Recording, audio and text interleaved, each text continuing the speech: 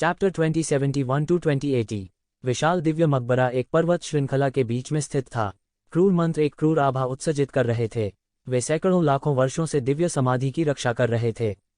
अनगिनत नियम आकाश में संघनित होने लगे। यह ज्ञात नहीं था कि यदि कोई इस स्थान पर साधना करता है तो महान दाव को समझना कितना आसान हो जाता है। इसलिए वे सभी प्रकट हुए थे। उस देवता की समझ फीकी दिखाई देगी। यहाँ तक एक लीजेंड विशेषज्ञ भी इस तरह के प्रलोभन का विरोध नहीं कर पाएगा। हालांकि शून्य में छिपे लीजेंड विशेषज्ञ ग्रेट दाव को समझने के मूड में नहीं थे। वे अच्छी तरह जानते थे कि वास्तविक लाभ यहाँ नहीं थे। यह दिव्य समाधि थी। कोई भी देवता की उपेक्षा नहीं कर सकता था। देवता के सामने ये महान विभूतियां जो बाहरी लोगों के लिए देवताओं के समान थीं, चींटियों से अधिक मजबूत नहीं थीं। एक मृत देवता को भी कम नहीं आंका जा सकता था। हकीकत ने उन्हें पहले ही एक बड़ा सबक सिखा दिया था। गड़गड़ाहट। पाप के देवता का पूरा मकबरा गड़गड़ा रहा था और आकाश लगातार डोल रहा था। इस जगह को मौत की भूमि में बदलते हुए भयंकर संरचनाएं लगातार पुनर्जीवित और संचालित हो रही थीं। ये जीवेन चुपचाप दिव्य मकबरे के सामने आ गई। कई अत्याचारी विशेषज्ञ आकाश में बेहोश दिखाई दे रहे थे। वे 3 से 5 के समूह में एक छोटे से कोने में छिपे हुए थे। हालांकि ये जीवेन शून्य में पिलदानवों की दुर्जय सेना के बारे में सबसे अधिक चिंतित थी। ये पिलदानव अच्छी तरह से प्रशिक्षित थे और ये सभी अभिजात वर्ग के कुलीन थे। वे बेहद शक्तिशाली फॉर्मेशन में तैनात थे। इनमें से कोई भी गोली दानव बाहरी दुनिया में एक असाधारण अस्तित्व था।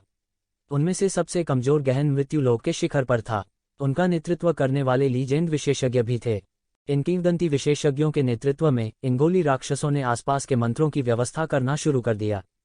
एक के बाद एक मंत्र उनके हाथों में आते गए। वे अस्पष्ट भाषा में मंत्रोच्चारण कर रहे थे। ऐसा लग रहा था मानो वे स्वर्ग और पृथ्वी से किसी प्रकार की शक्ति खींच रहे हों। ये पिलदानव अन्य ताकतों के अस्तित्व की घोर उपेक्षा कर रहे थे। यह उनका बेस कैंप था। उनके पास बाकी सभी के अस्तित्व को नजरअंदाज करने की पूंजी थी। उनकी संयुक्त शक्ति अन्य प्रमुख बलों की संयुक्त शक्ति के बराबर थी। इसलिए वे इतने बेईमान हो सकते हैं। ये जीवेन यह भी महसूस कर सकती थी कि ये मंत्र धीरे धीरे सभी को घेर रहे थे। वह इन गोली राक्षसों की योजना का तुरंत अनुमान लगा सकता था। वे सभी को एक झटके में पकड़ने की योजना बना रहे थे। क्या भव्य योजना है, क्या भव्य स्वर है। ये जीवेन ने अपनी आंखें सिकोड़ लीं। भले ही वह तैयार था, फिर भी जब उसने यह दृश्य देखा तो वह हौंफने से खुद को रोक नहीं सका। वह नहीं जानता था कि कितने मिथक विशेषज्ञ यहाँ छिपे हुए थे, लेकिन पिलदानव उन सभी को एक झटके में पकड़ना चाहते थे। वे अत्यंत साहसी थे। हालांकि उन्हें यह स्वीकार करना पड़ा कि पिलदानवों में वास्तव में ऐसा करने की ताकत थी। यह उनका मुख्यालय था और मंत्र निर्माण की शक्ति से वे वास्तव में ऐसा करने में सक्षम हो सकते थे। दूसरे भी इसे स्पष्ट रूप से महसूस कर सकते थे। हालांकि उनमें से कोई भी जाने को तैयार नहीं था। हर कोई दिव्य मकबरे के खुले फाटकों को लालसा से देख रहा था। अंदर एक भगवान सो रहा था, एक सच्चा भगवान। इसके अलावा यह एक देवता था जिसे औषधीय गोलियों से विकसित किया गया था। यदि कोई इसे खा सकता है तो यह कहा जा सकता है कि वह मौके पर ही अपना दांव सिद्ध कर सकता है।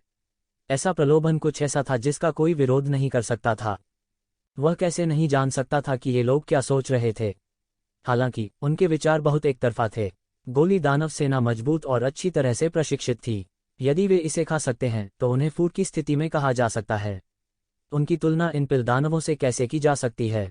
यदि ये पिलदानव उन सभी को खा सकते हैं तो दिव्य दान क्षेत्र की शक्ति एक नए स्तर तक बढ़ जाएगी।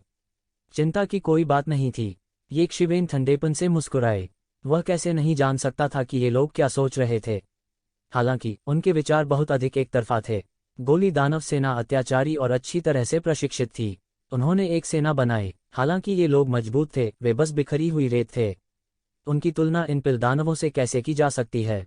यदि ये पिलदानव उन सभी को खा सकते हैं तो दिव्य दान क्षेत्र की शक्ति एक नए स्तर तक बढ़ जाएगी और भी मजबूत हो जाएगी। यह इन लोगों के लालच का फायदा उठा रहा था। सबकी अपनी अपनी दीवानगी थी। यह कहना मुश्किल था कि कौन सही था और कौन गलत। यहाँ तक कि शिवेन भी खतरे को भांपते हुए छोड़ना नहीं चाहता था। उसे विश्वास था कि वह सकुशल बच जाएगा। उनके हाथ में आलीशान पेंटिंग थी। दिव्य दान क्षेत्र में वह स्वर्ग की इच्छा से पैदा हुए डेस्टिनी के बच्चे की तरह था। स्वाभाविक रूप से उनकी तुलना दूसरों से नहीं की जा सकती थी। हालांकि मुझे विश्वास है, मुझे अभी भी सावधान रहना होगा, अन्यथा यह बहुत संभव है कि मैं यहाँ मर जाऊंगा। उसने अपनी आंखें सिकोड़ लीं। हालांकि वह आश्वस्त था, उसने लापरवाह होने की हिम्मत नहीं की। उसने गुप्त रूप से अपनी दिव्य इच्छा के साथ क्षेत्र को छान मारा और पाया कि पिलदानवों की सेना में अनगिनत शक्तिशाली आभा के अलावा कुछ अत्यंत शक्तिशाली आभा भी थे। उनमें से एक उससे बहुत दूर नहीं था। यह बाओ सनहुआ ही थे जिन्होंने उन्हें आलीशान पेंटिंग बेची थी। उसकी आंखें हत्या के इरादे से भरी हुई थीं। उन्होंने पहले ही निर्धारित कर लिया था कि आलीशान पेंटिंग के साथ समस्या बाओ सनहुआ के कारण हुई थी। दक्षिण पश्चिम कोने में विशेषज्ञों का एक समूह था जो सभी देवता थे। उन्होंने शक्तिशाली प्रभामंडल फैलाया और इसकी दृष्टि से यह स्पष्ट था कि उन्होंने अपने वर्तमान स्तर तक पहुंचने के लिए लाखों करोड़ों वर्षों तक साधना अभ्यास किया था। दक्षिण पूर्व कोने में एक और बड़ी ताकत थी। 3 अत्याचारी मिथक विशेषज्ञों ने उनका नेतृत्व किया। हालांकि एक शिवेन ने उन्हें पहले कभी नहीं देखा था, लेकिन उन्होंने तुरंत उन्हें उनके कपड़ों से पहचान लिया। महान परिवर्तन भगवान संप्रदाय, फिर भी एक और शत्रुतापूर्ण बल। उसने यंग मास्टर दाई को दबा दिया था। यह अजीब होगा अगर ग्रेट चेंज गॉड संप्रदाय ने उसे इतनी आसानी से जाने दिया। इस अवधि के दौरान उसने यह भी सुना था कि महान परिवर्तन ईश्वर संप्रदाय उसे मारने के लिए दृढ़ था। उनसे निपटना आसान नहीं था, इसलिए उन्हें सावधान रहना पड़ा। ये जीवेन के लिए जो सिरदर्द था वह यह था कि उत्तर पश्चिम कोने में कुछ अस्पष्ट आकृतियां थीं। हालांकि उनमें से बहुत से नहीं थे, उनका आभा आदिम मंडप और महान परिवर्तन ईश्वर संप्रदाय के ऊपर था। ये जीवेन ठंडे चेहरे वाले और सुंदर युवा मास्टर से बहुत परिचित थी। क्या वह उस विदेशी जाति का स्वामी नहीं था जिसे ये शिवेन ने कुचल दिया था? उनकी ताकत सबसे ज्यादा अत्याचारी थी। यहां तक एक शिवेन भी उसके आर पार नहीं देख सकती थी। उन्होंने अपनी आभा को छिपाने के लिए किसी प्रकार की असाधारण मार्शल तकनीक का इस्तेमाल किया होगा। हालांकि उसके शरीर पर भारी क्यूई और खून को देखते हुए उसकी ताकत शायद एक शिवेन की ताकत से कहीं अधिक थी। हालांकि वह मिथक दायरे के चरम पर नहीं था, फिर भी वह उस स्तर से बहुत दूर था जिससे एक शिवेन निपट सकता था। उस समय जब एक शिवेन की दिव्य भावना बह गई, ठंडे चेहरे वाले सुंदर युवा मास्टर ने कुछ महसूस किया। उसकी नज़र उस पर पड़ी और सीधे उस जगह पर जा गिरी जहां एक शिवेन थी। हालांकि कुछ देर तक स्कैन करने के बाद उसे कुछ भी दिखाई नहीं दिया। थोड़ी देर के बाद एक शिवेन ने धीरे से शून्य में अपनी आकृति प्रकट की। वह लगभग अभी अभी खोजा गया था। सौभाग्य से उन्होंने अपनी आभा को छुपाने के लिए आलीशान पेंटिंग का इस्तेमाल किया था, अन्यथा वह खोजा गया होता। इस व्यक्ति की ताकत अथाह थी। वास्तव में वह इतना अद्भुत कौन था? हालांकि असंख्य स्वर्ग और असंख्य संसार बहुत विशाल थे, यहाँ तक कि देवता भी सभी लोगों का पता नहीं लगा पाएंगे। वहाँ कुछ छिपे हुए विशेषज्ञों का होना सामान्य बात थी। प्रोफाउंड वर्ल्ड के लिए सभी विशेषज्ञों को शामिल करना असंभव था। इस खूबसूरत और बेपरवाह यंग मास्टर के पीछे अलग अलग जातियों के कई विशेषज्ञ भी थे। वे वही विशेषज्ञ थे जिन्हें पहले ये जीवेन ने अपंग बना दिया था। हालांकि उनमें से बहुत से नहीं थे, उनमें से प्रत्येक मिथक क्षेत्र का विशेषज्ञ था। ये जीवेन ने कुछ और नजर डाली। आलीशान पेंटिंग मूल रूप से इस ठंडे चेहरे वाले युवा मास्टर को बेची जाने वाली थी। हालांकि बाद में उसे ये जीवेन ने रोक लिया और मार डाला। तो ऐसा लग रहा था कि बाओ सनहुआ का मूल लक्ष्य यह ठंडे चेहरे वाला युवा मास्टर था। या यह हो सकता है कि बाओ सनहुआ हर किसी के खिलाफ साजिश रच रहा था, चाहे वह कोई भी हो। उसके दिमाग में कई योजनाएं कौंधीं। इन 4 सबसे बड़ी ताकतों के अलावा कुछ बिखरे हुए मिथक क्षेत्र विशेषज्ञ और गहन मृत्यु क्षेत्र के शिखर पर शीर्ष विशेषज्ञ भी थे। उनमें से कई थे, लेकिन वे इतने मजबूत नहीं थे कि ये जीवेन के विरोधी बन सकें। ये जीवेन ने सीधे आलीशान पेंटिंग निकाली। उसकी टकटकी एक मशाल की तरह थी जो हजारों मील को रोशन करती थी। उन्होंने दिव्य मकबरे को सीधे देखा, दैवीय मकबरों के बीच एक बचाव का रास्ता खोजने की कोशिश की और सीधे गुजरने के लिए आलीशान पेंटिंग का इस्तेमाल किया। वह इन लोगों से बिल्कुल भी मुकाबला नहीं करना चाहता था। यह दिव्य समाधि वास्तव में अद्भुत है। हालांकि यह अनायास बना था, यह एक प्राकृतिक अशुभ गठन है। मानव निर्मित गठन के स्वामी द्वारा व्यवस्थित कई संरचनाएं इस प्राकृतिक संरचना की तुलना में केवल बकवास हैं। ये जीवेन ने थोड़ी देर के लिए देखा और अपनी निगाहें हटा ली। उसे कोई खामी नहीं मिली और वह थोड़ा खेद महसूस किए बिना नहीं रह सका। कई वैकल्पिक रूप थे। भले ही संरचनाओं के बारे में ये जीवेन की वर्तमान समझ को एक मास्टर कहा जा सकता है, लेकिन जब उसने इतनी घनी रूप से भरी हुई घातक संरचनाओं को देखा तो वह अपनी खोपड़ी में झुंझुनी महसूस किए बिना नहीं रह सका। उसे कोई खामी नहीं मिली। हालांकि वह जल्दी में नहीं था। इन बड़े शॉट्स ने अभी तक कोई चाल नहीं चली थी। स्वाभाविक रूप से वह लापरवाही से काम नहीं करेगा। आखिरकार बहुत सारे छिपे हुए विशेषज्ञ थे। उन विशेषज्ञों में से प्रत्येक के पास अपनी आभा को छिपाने के अपने तरीके थे। यदि यह आलीशान पेंटिंग के लिए नहीं होता तो उसके द्वारा बहुत से लोगों की खोज नहीं की जाती। यह बहुत ही आश्चर्यजनक था। ये जीवेन के आने के बाद एक कई विशेषज्ञ आए। उनके आने के तुरंत बाद उन्होंने अपने आंकड़े भी छुपाए। कुछ ने शुरुआत से ही अपने आंकड़े छुपाए। हालांकि वे ये जीवेन से कैसे छुप सकते थे जिसके हाथ में आलीशान पेंटिंग थी? हालांकि आलीशान पेंटिंग अब टूट चुकी थी, फिर भी उसका यही बुनियादी काम था। गड़गड़ाहट। पाप के देवता का मकबरा हिंसक रूप से हिलने लगा। येज़िवेन ने देखा कि उन पिल दानवों के मंत्रों की आवाज़ तेज से तेज होती जा रही थी। एक फीकी शक्ति आकाश से संचार कर रही थी। अन्य इस रहस्य की खोज नहीं कर सके, हालांकि वे येज़िवेन को नहीं देख पाए जिनके पास पहाड़ी नदी का नक्शा था। येज़िवेन के पास पहाड़ी नदी का नक्शा था। कोई आश्चर्य नहीं कि वे इस मकबरे को खोल सके। इन पिल दानवों ने वास्तव में स्वर्ग और पृथ्वी की शक्ति उधार ली थी। देवताओं की शक्ति कितनी भी प्रबल क्यों न हो, वे वास्तव में स्वर्ग और पृथ्वी का मुकाबला नहीं कर सकते। हालांकि उन्होंने तुरंत तैयारी शुरू कर दी। दिव्य समाधि खुलने वाली थी।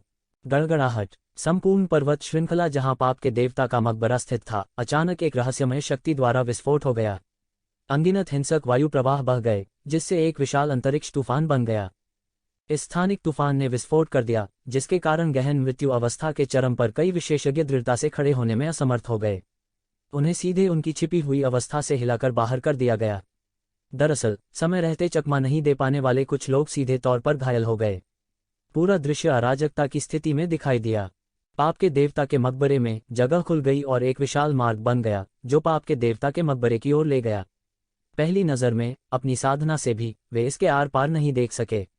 यह अंधेरा और उदास था। वे नहीं जानते थे कि इसमें कितना भयानक अस्तित्व छिपा है। वे केवल हल्के से महसूस कर सकते थे कि कोई शक्तिशाली आभा अंतरिक्ष तूफान के साथ बाहर आ रही है। येज़िवेन का आंकड़ा थोड़ा हिल गया और यह अंतरिक्ष तूफान पूरी तरह से हल हो गया।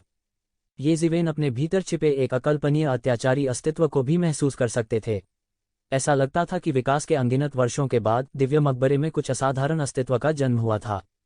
स्वोश। इस समय किसी ने पहले ही मोर्चा संभाल लिया था। वह व्यक्ति कोई और नहीं बल्कि गंभीर चेहरे वाले युवा मास्टर थे। उसने और उसके पीछे के मिथक विशेषज्ञ ने लगभग बिजली की गति से हमला करने का बीड़ा उठाया। वे सीधे पाप के देवता के मकबरे में पहुंचे और जल्द ही गायब हो गए। इस दौरान सभी ने रिएक्ट किया।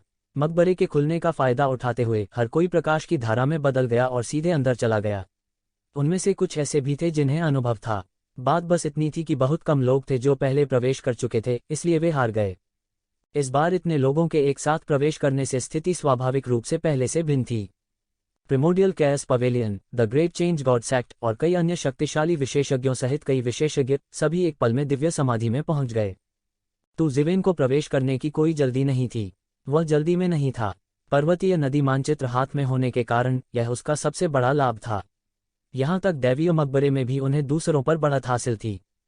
भीड़ के अंदर जाने के बाद वह आखिरकार पिल मॉन्स्टर की सेना के सामने घुस गया, जिसने पाप के देवता के मकबरे के प्रवेश द्वार को अवरुद्ध कर दिया। विदेशी विशेषज्ञों को एक के बाद एक भागते देख पिल दानवों ने उनके चेहरों पर गंभीर मुस्कान दिखाए। इन बाहरी लोगों को मौत के मुंह में जाने दो। दुनिया भर के विशेषज्ञों को ठंडी आंखों की जोड़ी ने देखा जो भाग गए थे। दोनों पक्षों की अपनी अपनी योजनाएं थीं। भले ही वे जानते थे कि यह खतरनाक था, उनके लिए इस तरह के प्रलोभन का विरोध करना कठिन था। येज़िवेन सीधे अंदर घुसी और अचानक महसूस किया कि पूरी जगह अंधेरे में डूब गई है। यह एक अंधेरा स्थान था और यहाँ तक कि सूर्य का प्रकाश भी इसमें प्रवेश नहीं कर सकता था। हुश हुश हुश। प्रकाश की अत्याचारी किरणें बह गईं। येज़िवेन ने अभी प्रवेश किया ही था कि उसने देखा कि कुछ पीक डीप डेथ रियल्म विशेषज्ञ मौके पर ही फट गए और तुरंत मर गए। अंधेरे में कई अत्याचारी अस्तित्व गुस्से से दहाड़ते हैं। फिर मूसलाधार बारिश की तरह काली रोशनी की किरणें बरसने लगीं। प्रोफाउंड डेथ स्टेज के चरम पर कई विशेषज्ञ समय पर प्रतिक्रिया करने में असमर्थ थे और सीधे तौर पर प्रभावित हुए थे। बेशक वे फट गए। यहाँ तक कुछ लेजेंड विशेषज्ञ भी प्रभावित हुए थे। हम्फ। अंधेरे में एक जोर की खनखनाहट की आवाज आई। फिर एक पल में पूरी जगह अचानक से जगमगा उठी। उन्होंने देखा कि ठंडे चेहरे वाले आदमी ने एक झंडा निकाल लिया है और अचानक एक लहर के साथ आसमान चमकने लगा। और इसी क्षण सभी ने स्पष्ट रूप से देखा कि वह वस्तु क्या थी। यह एक फीकी सी दिखने वाली काली आकृति थी और इसके शरीर से हल्की सी काली और बुरी आभा निकल रही थी। जब उन्होंने इस आकृति को देखा तो सभी को अपनी रीढ़ की हड्डी में ठंडक महसूस हुई। उन्होंने अपने जीवन में ऐसी दुष्ट और उदास आभा कभी नहीं देखी थी। येज़िवेन ने केवल अपने दिल की गहराई से एक तरह की ठंडक महसूस की। यह अतुलनीय रूप से उदास और दुष्ट था। यहाँ तक सबसे अंधेरी शैतान जाति या यहाँ तक उन लाशों को भी जिन्हें दुनिया ने छोड़ दिया था, उन्हें इतना बुरा महसूस नहीं कराया था।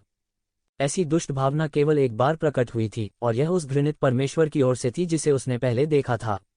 हाँ, उसके पूरे शरीर में कंपन होने के बाद उसने तुरंत प्रतिक्रिया दी। यह एक घृणित परमेश्वर था। इससे भी अधिक भयानक बात यह थी कि उसने जो घृणित कार्य पहले देखे थे उनकी तुलना में यह 1000 गुना या 10,000 गुना अधिक शक्तिशाली था। घृणित भगवान देवताओं के सबसे अंधेरे पक्ष का अवतार था। यह सामान्य परिस्थितियों में प्रकट नहीं होगा।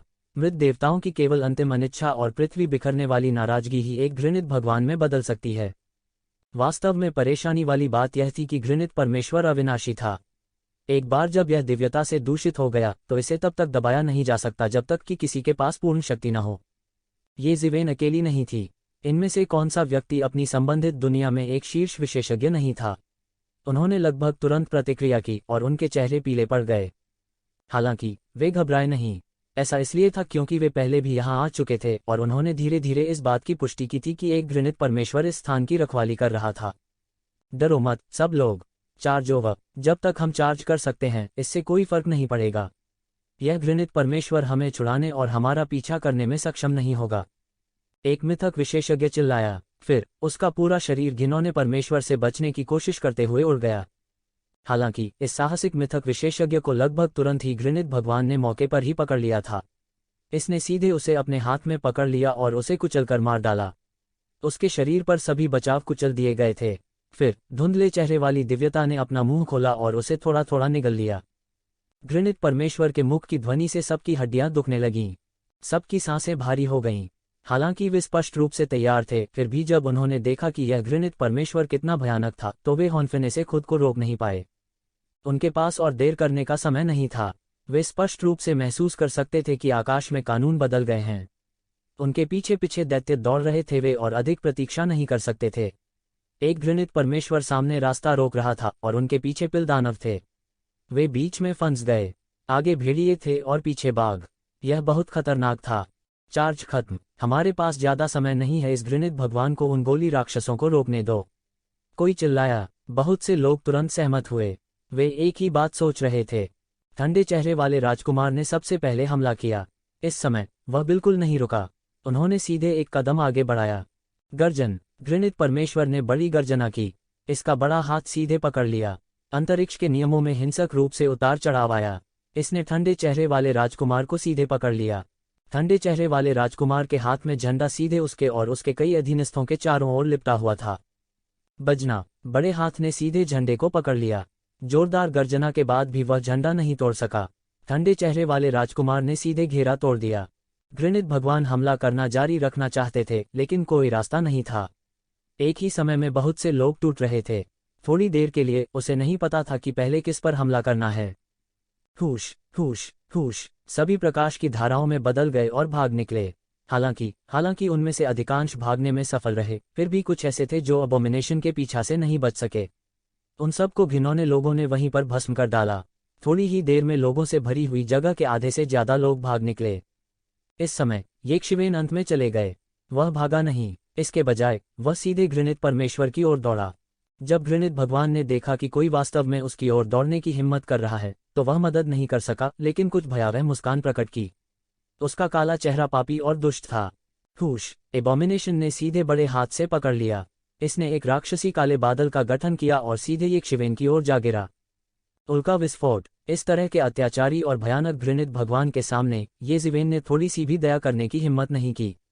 उल्का विस्फोट से वह सीधे धमाका कर गया। टकराना। एक अतुलनीय तेज दहाड़ सुनाई दी। मुट्ठी और हथेली में जोरदार टक्कर हुई जिससे धातु के टकराने जैसी आवाज हुई।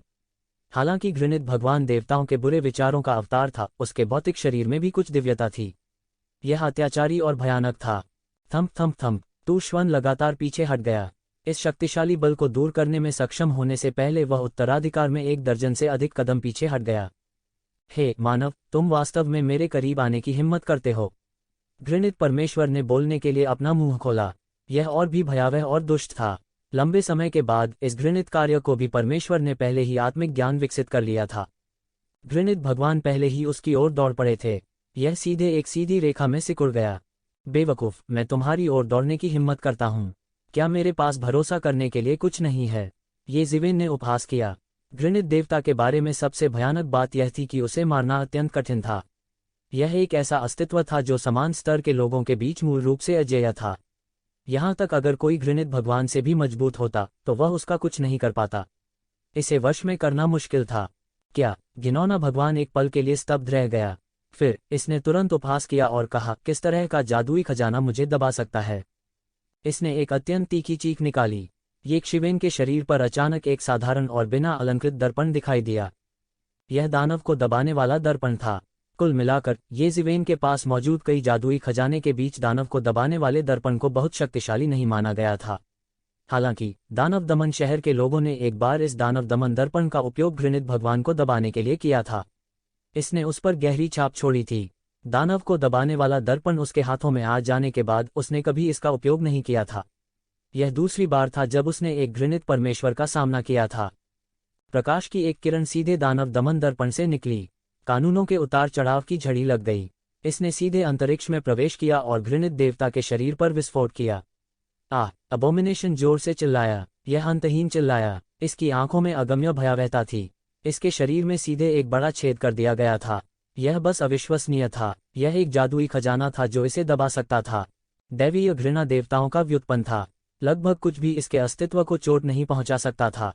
यह धूल और अविनाशी से बेदाग था। दैवीय घृणा का सार देवताओं की आत्मा का एक हिस्सा था।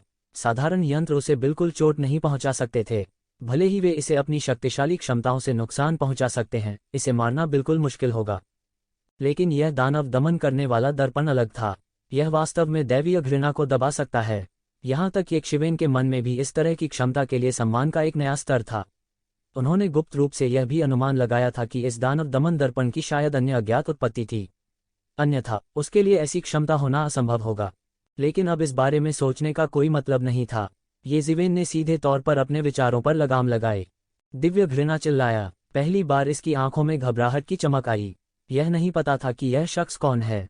उनके पास वास्तव में ऐसा उपकरण था जो इसे रोक सकता था। उसके मन में अनगिनत डरावने विचार कौंधने लगे। हालांकि यह केवल एक दैवीय घृणा थी, यह देवताओं का व्युत्पन्न था। हालांकि यह कभी नहीं छोड़ा था। यह ज्ञानी और स्वाभाविक रूप से असाधारण भी था। यह लगभग तुरंत सभी प्रकार की संभावनाओं के बारे में सोच सकता था। लेकिन चाहे कोई भी संभावना क्यों न हो, वह इसे हल्के में नहीं ले सकता था। उसके पीछे सीटी की आवाज तेज से तेज होती जा रही थी। पिल दानव सेना तेजी से आ रही थी। यक्षिवेन की अभिव्यक्ति ठंडी हो गई। ज्यादा समय नहीं बचा था। वह अपने कपड़े उतारना जारी नहीं रख सका। अचानक एक ठंडी चीख सुनाई दी। उसके हाथ में दानवों का दमन करने वाला दर्पण एक विस्मयकारी प्रकाश से प्रज्वलित हो गया। इसने स्वर्ग और पृथ्वी को हिला दिया। एक के बाद एक प्रभामंडल फैल गया। द डिवाइन एबोमिनेशन ने महसूस किया कि उसका पूरा शरीर इन प्रभामंडलों से प्रकाशित हो रहा है। फिर दिव्य प्रकाश की किरणें सीधे नीचे आ गईं। हुश! द डिवाइन एबोमिनेशन चिल्लाया और जल्दी से भाग गया। यक्षिवेन इसे कैसे जाने दे सकती थी। पिछली बार एक दैवीय घृणा को भस्म करने के बाद उसकी साधना में बहुत सुधार हुआ था। वह इस बार इसे कैसे जाने दे सकता है। यह दैवीय घृणा उससे कहीं अधिक शक्तिशाली थी जिसे उसने पिछली बार निगला था। टकराना। हालांकि दैवीय घृणा जल्दी से भाग गई, लेकिन दानव दमन दर्पण द्वारा बंद किए जाने के बाद उसके पास बचने का कोई रास्ता नहीं था। यह सीधे मौके पर बमबारी की गई थी। दिव्य घृणा चिल्लाया। इसके शरीर में एक बड़ा छेद फूट गया था। यह अंतहीन चिल्लाया और जमीन पर लुढ़क गया। येजिवेन ने संकोच नहीं किया। उसके हाथ में दानव को दबाने वाला दर्पण उड़ गया और तेजी से घूमने लगा। फिर इसने दैवीय घृणा को दबा दिया। एक क्षण में दैवीय घृणा दानव दमन करने वाले दर्पण में दब गई। येजिवेन ने अपनी आंखें सिकोड़ लीं और सीधे दानव को दबाने वाले दर्पण को स्वर्गीय स्रोत दर्पण में संग्रहित कर लिया। उसने अभी तक दैवीय घृणा को परिष्कृत नहीं किया था क्योंकि उसके पास पर्याप्त समय नहीं था। वह केवल पहले इसे दबा सकता था। दानव को दबाने वाले इस दर्पण की शक्ति उसकी कल्पना से कहीं अधिक शक्तिशाली थी। ऐसा लगता था कि इन बुरी आत्माओं के खिलाफ एक सहज और भयानक निरोधक क्षमता है। दानव को वश में करने वाला दर्पण प्राप्त करने के बाद येजिवेन आगे बढ़ा और सीधे उसका पीछा किया। उसके जाने के बाद पिल दानव सेना पहले ही अंदर आ चुकी थी। एक एक करके अत्याचारी पिल दानव सेना ने इस स्थान पर प्रवेश किया। वे भी कुछ सहम गए। क्या यहाँ पर अबोमिनेशन नहीं होना चाहिए था? वह कैसे गायब हो सकता है? क्या वह उन लोगों द्वारा मारा जा सकता था? इतने कम समय में यह कैसे संभव हुआ? उनके मन में अविश्वास कौंध गया। हालांकि यह उनके लिए भ्रमित होने का समय नहीं था। उन्होंने तुरंत उनके सामने मार्शलों का पीछा किया। पीछा करो, धन को बाहरी लोगों द्वारा ले जाने न दे, उन सभी को मार डालो और उन्हें भोजन के रूप में लूट लो। इस समय येजिवेन ने पहले ही अपने दानव पंखों को खोल दिया था और अंतरिक्ष की परतों के माध्यम से शटल करना शुरू कर दिया था। यद्यपि दैवीय मकबरा बाहर से बहुत बड़ा दिखता था, लेकिन अंदर प्रवेश करने के बाद उन्होंने महसूस किया कि दैवीय मकबरे का आकार बाहर से देखने लायक नहीं था। उसे नहीं पता था कि दिव्य मकबरे के अंदर अंतरिक्ष की कितनी परतें हैं। यह एक विशाल दुनिया की तरह विशाल और असीम था। ऐसा इसलिए था क्योंकि वह देवताओं की शक्ति से बहुत प्रभावित था।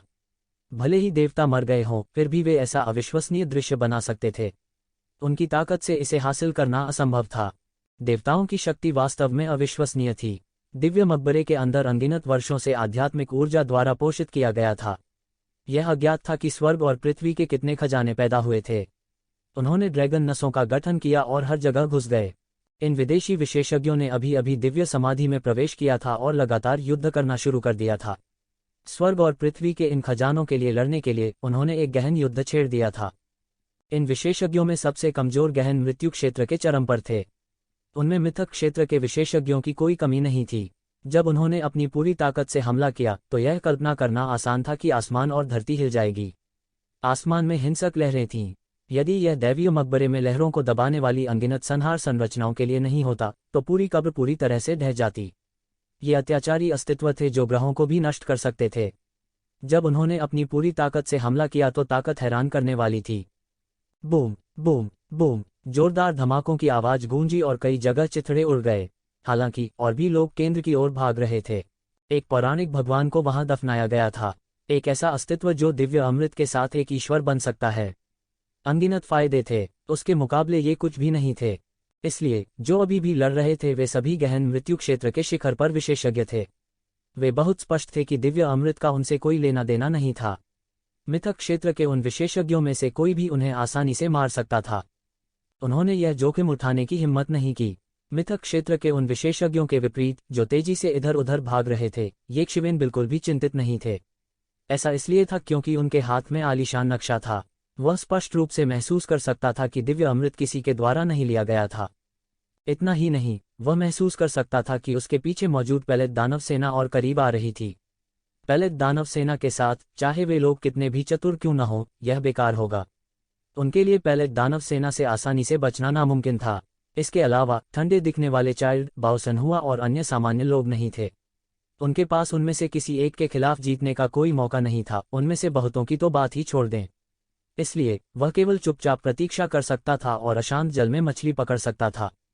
अब जल्दी करना बेकार था। यदि वह पिल दानव सेना को नहीं हरा सका तो सब कुछ व्यर्थ हो जाएगा। इसलिए वह जल्दबाजी में नहीं थे। उसने पाप के देवता के मकबरे में धन इकट्ठा करना शुरू किया। यह अज्ञात था कि पाप के देवता के मकबरे को कितने वर्षों के लिए छोड़ दिया गया था। धर्म के प्रभाव के तहत समृद्ध आध्यात्मिक क्यूई ने सीधे जुबान कोर का गठन किया था। एक नज़र में अनगिनत जुबान कोर थे। वह स्वाभाविक रूप से अपने पीछे पिल दानव सेना के लिए इन जुबान कोर को नहीं छोड़ेगा। उन सभी को उसके द्वारा एकत्र किया गया था। त्यानयुवान मिरर को खोलने के बाद जिस गति से उसने हुआन कोर एकत्र किया वह अतुलनीय रूप से तेज थी। उसके द्वारा करोड़ों हुआन कोर एकत्र किए गए थे।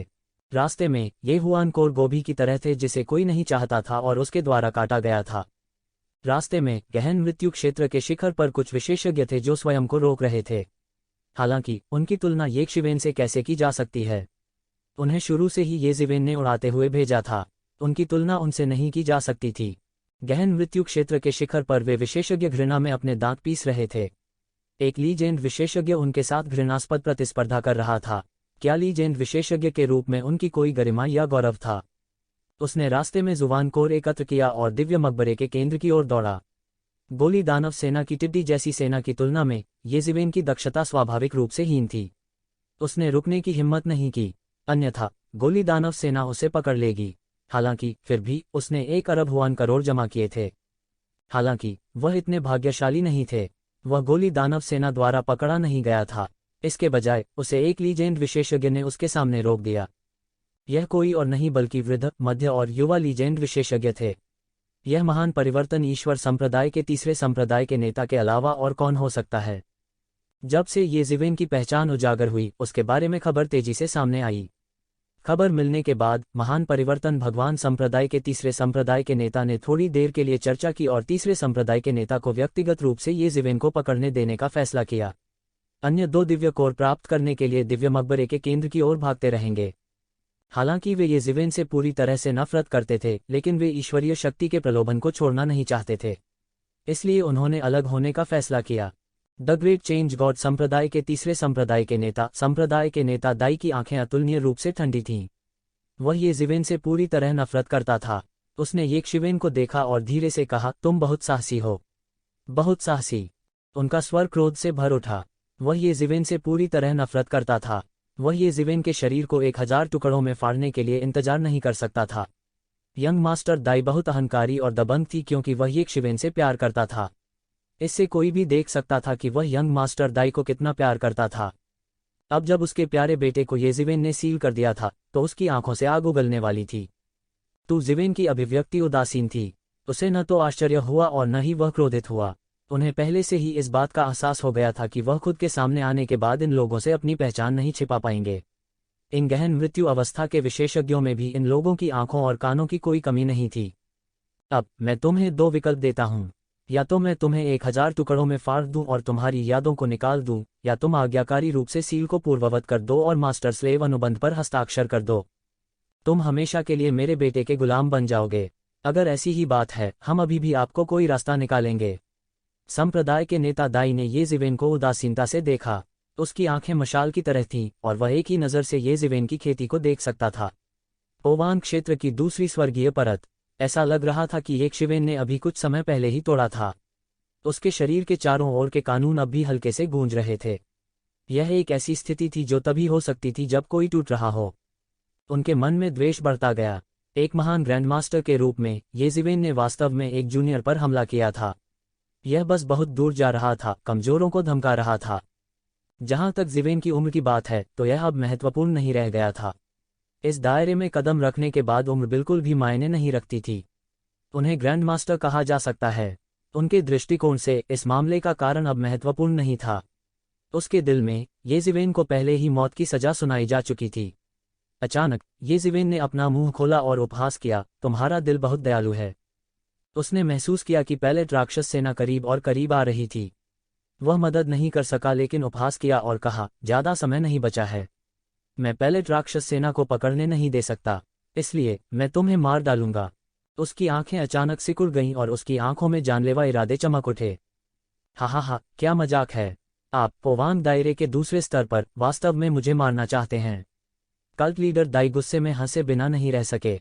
जब से उन्होंने गॉडमिथ स्तर पर कदम रखा, किसी ने कभी यह कहने की हिम्मत नहीं की कि वे उसे मार सकते हैं। इतने कम समय में अकेले रहने दो। उन्हें इतना गुस्सा आया कि उनकी आंखें लाल हो गईं। उसने मुंह से हवा निकाली और उसे अपने हाथ में ले लिया। उसने अपनी मुट्ठी बंद कर ली और मुक्का मारा। सम्राट हेवनली डिवाइन फिस्ट। उसने सीधे मुक्का मारा, एक अतुलनीय रूप से विशाल दुनिया को नष्ट करते हुए प्रकट हुआ। स्पष्ट रूप से यह वास्तव में एक भौतिक शरीर में संघनित हो गया। यह एक अतुलनीय विशाल दुनिया थी और लंबे समय के बाद यह एक वास्तविक दुनिया भी बन सकती थी। पूरा आसमान हिंसक रूप से हिल गया। इसने कई चरम गहन मृत्यु अवस्था अस्तित्वों को अनैच्छिक रूप से भय और घबराहट से कांपने का कारण बना दिया। उन्होंने मूल रूप से 2 दिग्गज विशेषज्ञों के बीच लड़ाई का फायदा उठाने की योजना बनाई थी। वे 2 दिग्गज विशेषज्ञों के बीच लड़ाई का फायदा उठाने में सक्षम हो सकते हैं। इसलिए भले ही वे जानते थे कि गोली दानव सेना करीब और करीब आ रही थी, फिर भी वे छोड़ना सहन नहीं कर सकते थे।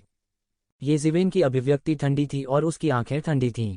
उनके शरीर में प्रबुद्ध मन प्राचीन वृक्ष प्रकाश की 7 रंगों की किरणों से पूरी तरह से प्रस्फुटित हो गया था। उसके शरीर में अनगिनत शक्तियां उमड़ रही थीं। वह पूरी तरह मजाकिया होने की स्थिति में आ गया था। बजना। सम्राट हेवनली डिवाइन फिस्ट मारा और सीधे येज़िवेन के सामने विस्फोट कर दिया। हालांकि यह उसके पीछे दानव पंखों द्वारा अवरुद्ध किया गया था। यह कैसा जादू है। दाई जियाओजू की आंखों में खौफ का साया छा गया। अपने विशाल अनुभव के साथ वह शैतानी तकनीकों को कैसे नहीं पहचान सका। अतीत में, चाहे वह प्राचीन उजाड़ क्षेत्र में हो या ट्रू मार्शल डोमेन में, येज़िवेन के दानव पंखों को पूरी तरह से ढकना पड़ता था। चाहे वह ट्रू मार्शल डोमेन या प्राचीन उजाड़ क्षेत्र में हो, यहां तक राक्षसी तकनीकों को भी स्वीकार किया जा सकता है। ऐसा इसलिए था क्योंकि जो लोग राक्षसी तकनीकों का अभ्यास करते थे वे ज्यादातर राक्षस जाति के पिछलग्गू बन जाते थे और दानव पूजा धर्म की एक शाखा बन जाते थे। उसके कारण उसे बहुत सावधान रहना पड़ा। लेकिन अब जब वह एक देवी देवता थे तो कोई भी ऐसा नहीं था जो उन्हें आदेश देने की हिम्मत करता, इसलिए उन्हें चिंता करने की कोई जरूरत नहीं थी। देवत्व को छुपाए बिना दानव पंख पूरी तरह से प्रकट हो गए थे। काले पंख लगातार शून्य में फड़फड़ाते थे और उसका शरीर एक राजसी आभा से घिरा हुआ था। हालांकि डेविल विंग्स डेविल रेस की एक साधना पद्धति थी, यह भूतकाल में डेविल किंग की साधना पद्धति थी। इस स्तर तक साधना करने के बाद अच्छाई या बुराई जैसी कोई चीज नहीं थी। भले ही यह डेविल रेस की साधना पद्धति थी, यह शक्तिशाली भी थी। यह सिर्फ इतना था कि ऊर्जा विशेषता अलग थी। वह एक पतित देवदूत की तरह आकाश में नाचने लगा। उसकी आंखें साफ और ठंडी थीं और उसका चेहरा नाजुक और सुंदर था। वह अतुलनीय रूप से ठंडा लग रहा था। ये जिवेन की हालत देखकर हर कोई दंग रह गया। ये जिवेन की अज्ञात स्थिति की तुलना में दाई जियाओजू की प्रतिष्ठा निस्संदेह बहुत अधिक थी। वह एक अनुभवी गॉडमिथ विशेषज्ञ थे और ग्रेट चेंज गॉड कल्ट के तीसरे जियाओजू भी थे। लोग जानना चाहते थे या नहीं, वे सभी जानते थे कि दाई जियाओजू कितनी शक्तिशाली थी। लेकिन इतना शक्तिशाली मुक्का अप्रत्याशित रूप से ये शिवेन द्वारा तोड़ा गया। ये शिवेन की ताकत लोगों की कल्पना से बहुत दूर थी। यह सिर्फ एक महत्वहीन कौशल है। तो क्या हुआ अगर यह एक राक्षसी तकनीक है? दाई जियाओजू ने अपने दिल की घबराहट को दबा दिया। डेविल रेस स्वर्ग की सबसे बड़ी रेसों में से एक थी। उन्होंने कई सम्राट राजा पैदा किए थे। एक साधारण जाति उन्हें कैसे देख सकती है? डेविल रेस की विरासत एक साधारण रेस से बहुत आगे थी। यह असाधारण रूप से शक्तिशाली था। अन्यथा डेविल रेस स्वर्ग में आतंक नहीं बन जाती। उन्होंने सीधे एक और मुक्का मारा। यह सम्राट स्वर्गीय दिव्य मुट्ठी फिर से था। मुट्ठी के दबाव से सारी जगह गिर गई। सारे कानून एक झटके में धराशायी हो गए। जितने भी आक्रमण हुए वे सब दब गए। उन्होंने अपने शरीर पर आभा को नहीं छिपाया। पोवांग दायरे के चौथे स्तर से संबंधित भयानक ताकत पूरी तरह से प्रदर्शित हुई थी। एक पल में यह सब फट गया, जिससे आकाश टूट गया। ज्यादा समय नहीं बचा है, मैं तुम्हें मार डालूंगा, ये जिवेन ने उदासीनता से कहा। तब कोई नहीं जानता था, लेकिन उसके शरीर पर एक अतिरिक्त शाही लबादा था। 5 सम्राटों के शामिल होने के साथ उसकी आभा कहीं से भी बहुत बढ़ गई और भी अधिक भयानक दायरे में चढ़ गई। और यह बंद नहीं हुआ। उसके पीछे एक विशाल आकृति धीरे धीरे उसके शरीर में विलीन हो रही थी। यह मुट्ठी सिद्धांत का अवतार था। इसने उसकी आभा को एक अत्यंत भयानक क्षेत्र तक बढ़ा दिया। पंथ नेता दाई का रंग बदल गया। उसके सम्राट हेवनली डिवाइन फिस्ट का यूं ही ये जिवेन ने स्वागत किया था। उसके बड़े हाथ ने सब कुछ दबा दिया था। उनकी दिव्यता से सब कुछ नष्ट हो गया था। यह उसके लिए बिल्कुल भी खतरा पैदा नहीं कर सकता था। वह वास्तव में पोवांग दायरे के चौथे स्तर के शिखर पर चढ़ गया। वह उससे भी अधिक अत्याचारी था। दाई जियाओजू की आंखों में खून आ गया था। वह जानता था कि उसने शायद इस बार गलत गणना की थी। उसने लोहे की प्लेट को लात मारी थी। हालांकि यह पहले ही बहुत देर हो चुकी थी। वह केवल बाहर जा सकता था। उसने सीधे अपने हाथों को संघनित किया। उसके शरीर के चारों ओर अंतहीन मुट्ठी की ताकत फैल गई। यह उबल गया और मुट्ठी की ताकत का सागर बन गया। यह तुरंत एक शिवेन की ओर फटा। पहले की तुलना में यह कई गुना अधिक अत्याचारी था। इस बार वह बिल्कुल भी पीछे नहीं हटे। आसपास के कई अशुभ स्वरूप एक ही बार में पुनर्जीवित हो गए। यह ऐसा था जैसे उन्होंने इस शक्तिशाली विनाशकारी शक्ति को महसूस किया हो और वे सभी पुनर्जीवित हो गए हों। हालांकि ये जिवेन अभी भी भावहीन थी। उन्होंने एक कदम आगे बढ़ाया और पीछे नहीं हटे। इसके विपरीत वह आगे बढ़ा। वह चिल्लाया, सर्वोच्च सोने का कब्जा। आसपास की अदृश्य धातु विशेषता ऊर्जा एक उन्माद में दौड़ी और उसके शरीर में उड़ेल दी। इसने उनके पूरे व्यक्तित्व को धातु के आदमी जैसा बना दिया। उन्होंने अद्वितीय काटने की शक्ति के साथ विस्फोट किया। गड़गड़ाहट, आसमान में जोरदार टक्कर हुई। 2 महान देवता तुरंत एक शाश्वत टकराव में आ गए। दाई जियाओजू एक दिग्गज किंवदंती विशेषज्ञ थे। उनकी मार्शल शक्ति गहरी थी। यह अज्ञात था कि उसने कितने दसियों हजार वर्षों तक खेती की और जीवन के उतार चढ़ाव का अनुभव किया। दूसरी ओर, यद्यपि ये जिवेन युवा थे, उन्होंने कई दिग्गज विशेषज्ञों के सार और रक्त को निगल लिया था। उसकी युद्ध शक्ति निरंतर बढ़ती जा रही थी। टकराना, ये जिवेन के दोनों हाथ तेज तलवार की तरह थे। उसने दाई जियाओजू के हमले को सीधे काट दिया। यह तुरंत सफाई से टूट गया था। इसके तुरंत बाद ये जिवेन के हाथ मुट्ठी में बंध गए और सीधे दाई जियाओजू के शरीर की ओर उड़ गए। दरार, दाई जियाओजू के शरीर से अचानक हड्डियों के टूटने की आवाज निकली। वो सीधे एक शिवेन द्वारा मारा गया था। उसका उरोस्थी तुरंत टूट गया था और उसने सीधे मुंह से खून बहाया। उसकी दृष्टि धुंधली हो गई और उसका लगभग दम घुटने लगा। वह इतना मजबूत कैसे हो सकता है? दाई जियाओजू ने शून्य में मुश्किल से अपने फिगर को स्थिर किया। जब उसने येक शिवेन को देखा तो उसे अपनी आंखों पर विश्वास नहीं हो रहा था। वह बस एक राक्षस की तरह था। वह स्पष्ट रूप से देख सकता था कि येक शिवेन की आयु 1000 वर्ष की नहीं होनी चाहिए। इस उम्र में किंवदंती के दायरे में खेती करने में सक्षम होना उनके लिए पहले से ही एक बड़ा चमत्कार था। लेकिन उनकी तुलना वास्तव में उनके जैसे दिग्गज किंवदंती विशेषज्ञ से की जा सकती है जिन्होंने कितने वर्षों तक साधना की थी। क्या अब भी इस दुनिया में कोई न्याय था? वे अभी भी एक साथ कैसे खेल सकते हैं? इस समय उसे याद आया कि येक शिवेन ने अभी क्या कहा था। ये जिवेन डींग नहीं मार रही थी, वह वास्तव में ऐसा करना चाहती थी। उनकी नज़र में एक लीजेंड विशेषज्ञ को थोड़े समय में मारा जा सकता था। इसके अलावा उसके पास वास्तव में इतनी ताकत थी। ऐसा अद्वितीय विशेषज्ञ किस संप्रदाय से आया है? उसने इसके बारे में पहले कभी नहीं सुना था। मनुष्यों की दुनिया में कितनी अमर विरासतें थीं, केवल स्वर्ग ही जानता था कि यह कौन सा था। यक्षिवेन लगातार अपने पीछे शैतान के पंख फड़फड़ाती रही। हवा और गड़गड़ाहट की शक्ति बाहर निकली, जिससे एक विशाल डोमेन बना, आसपास के स्थान को सील कर दिया। वह उसे पूरी तरह से मार डालना चाहता था और उसे भागने का मौका नहीं देना चाहता था। यंग मास्टर दाई के साथ व्यवहार करते समय उन्होंने पहले ही दया दिखा दी थी, नहीं तो वह कचरा उसके हाथों पहले ही मर चुका होता। यदि महान परिवर्तन दैवीय संप्रदाय ने उसे दयालु शब्दों से मना लिया होता तो वह मुहर खोल देता। यह अफसोस की बात थी कि उन्होंने शुरुआत में इस सबसे विश्वसनीय तरीके का इस्तेमाल नहीं किया। शायद वे उसे मारने के लिए और इंतजार नहीं कर सकते थे। चूंकि यह मामला था, वह विनम्र नहीं होगा। मैं तुम्हारे साथ लड़ूंगा। दाई जियाओजू ने दहाड़ते हुए सीधे एक मुक्का मारा। मुट्ठी की ऊर्जा यक्षिवेन की ओर हजारों मील फैल गई। टकराना, यह मुक्का सीधे यक्षिवेन के शरीर पर लगा। इससे पहले कि वह खुश रह पाता, वह यह जानकर चौंक गया कि यद्यपि उसका पंच येजिवेन के शरीर पर फूटा था, इसने वास्तव में येजिवेन के 5 एम्परर्स बैटल आर्मर पर एक हल्की सी दरार का विस्फोट किया था। यक्षिवेन पर इसका कोई असर नहीं पड़ा। उन्होंने केवल अवलोकन करने वाले व्यक्ति शास्त्र का थोड़ा संचालन किया।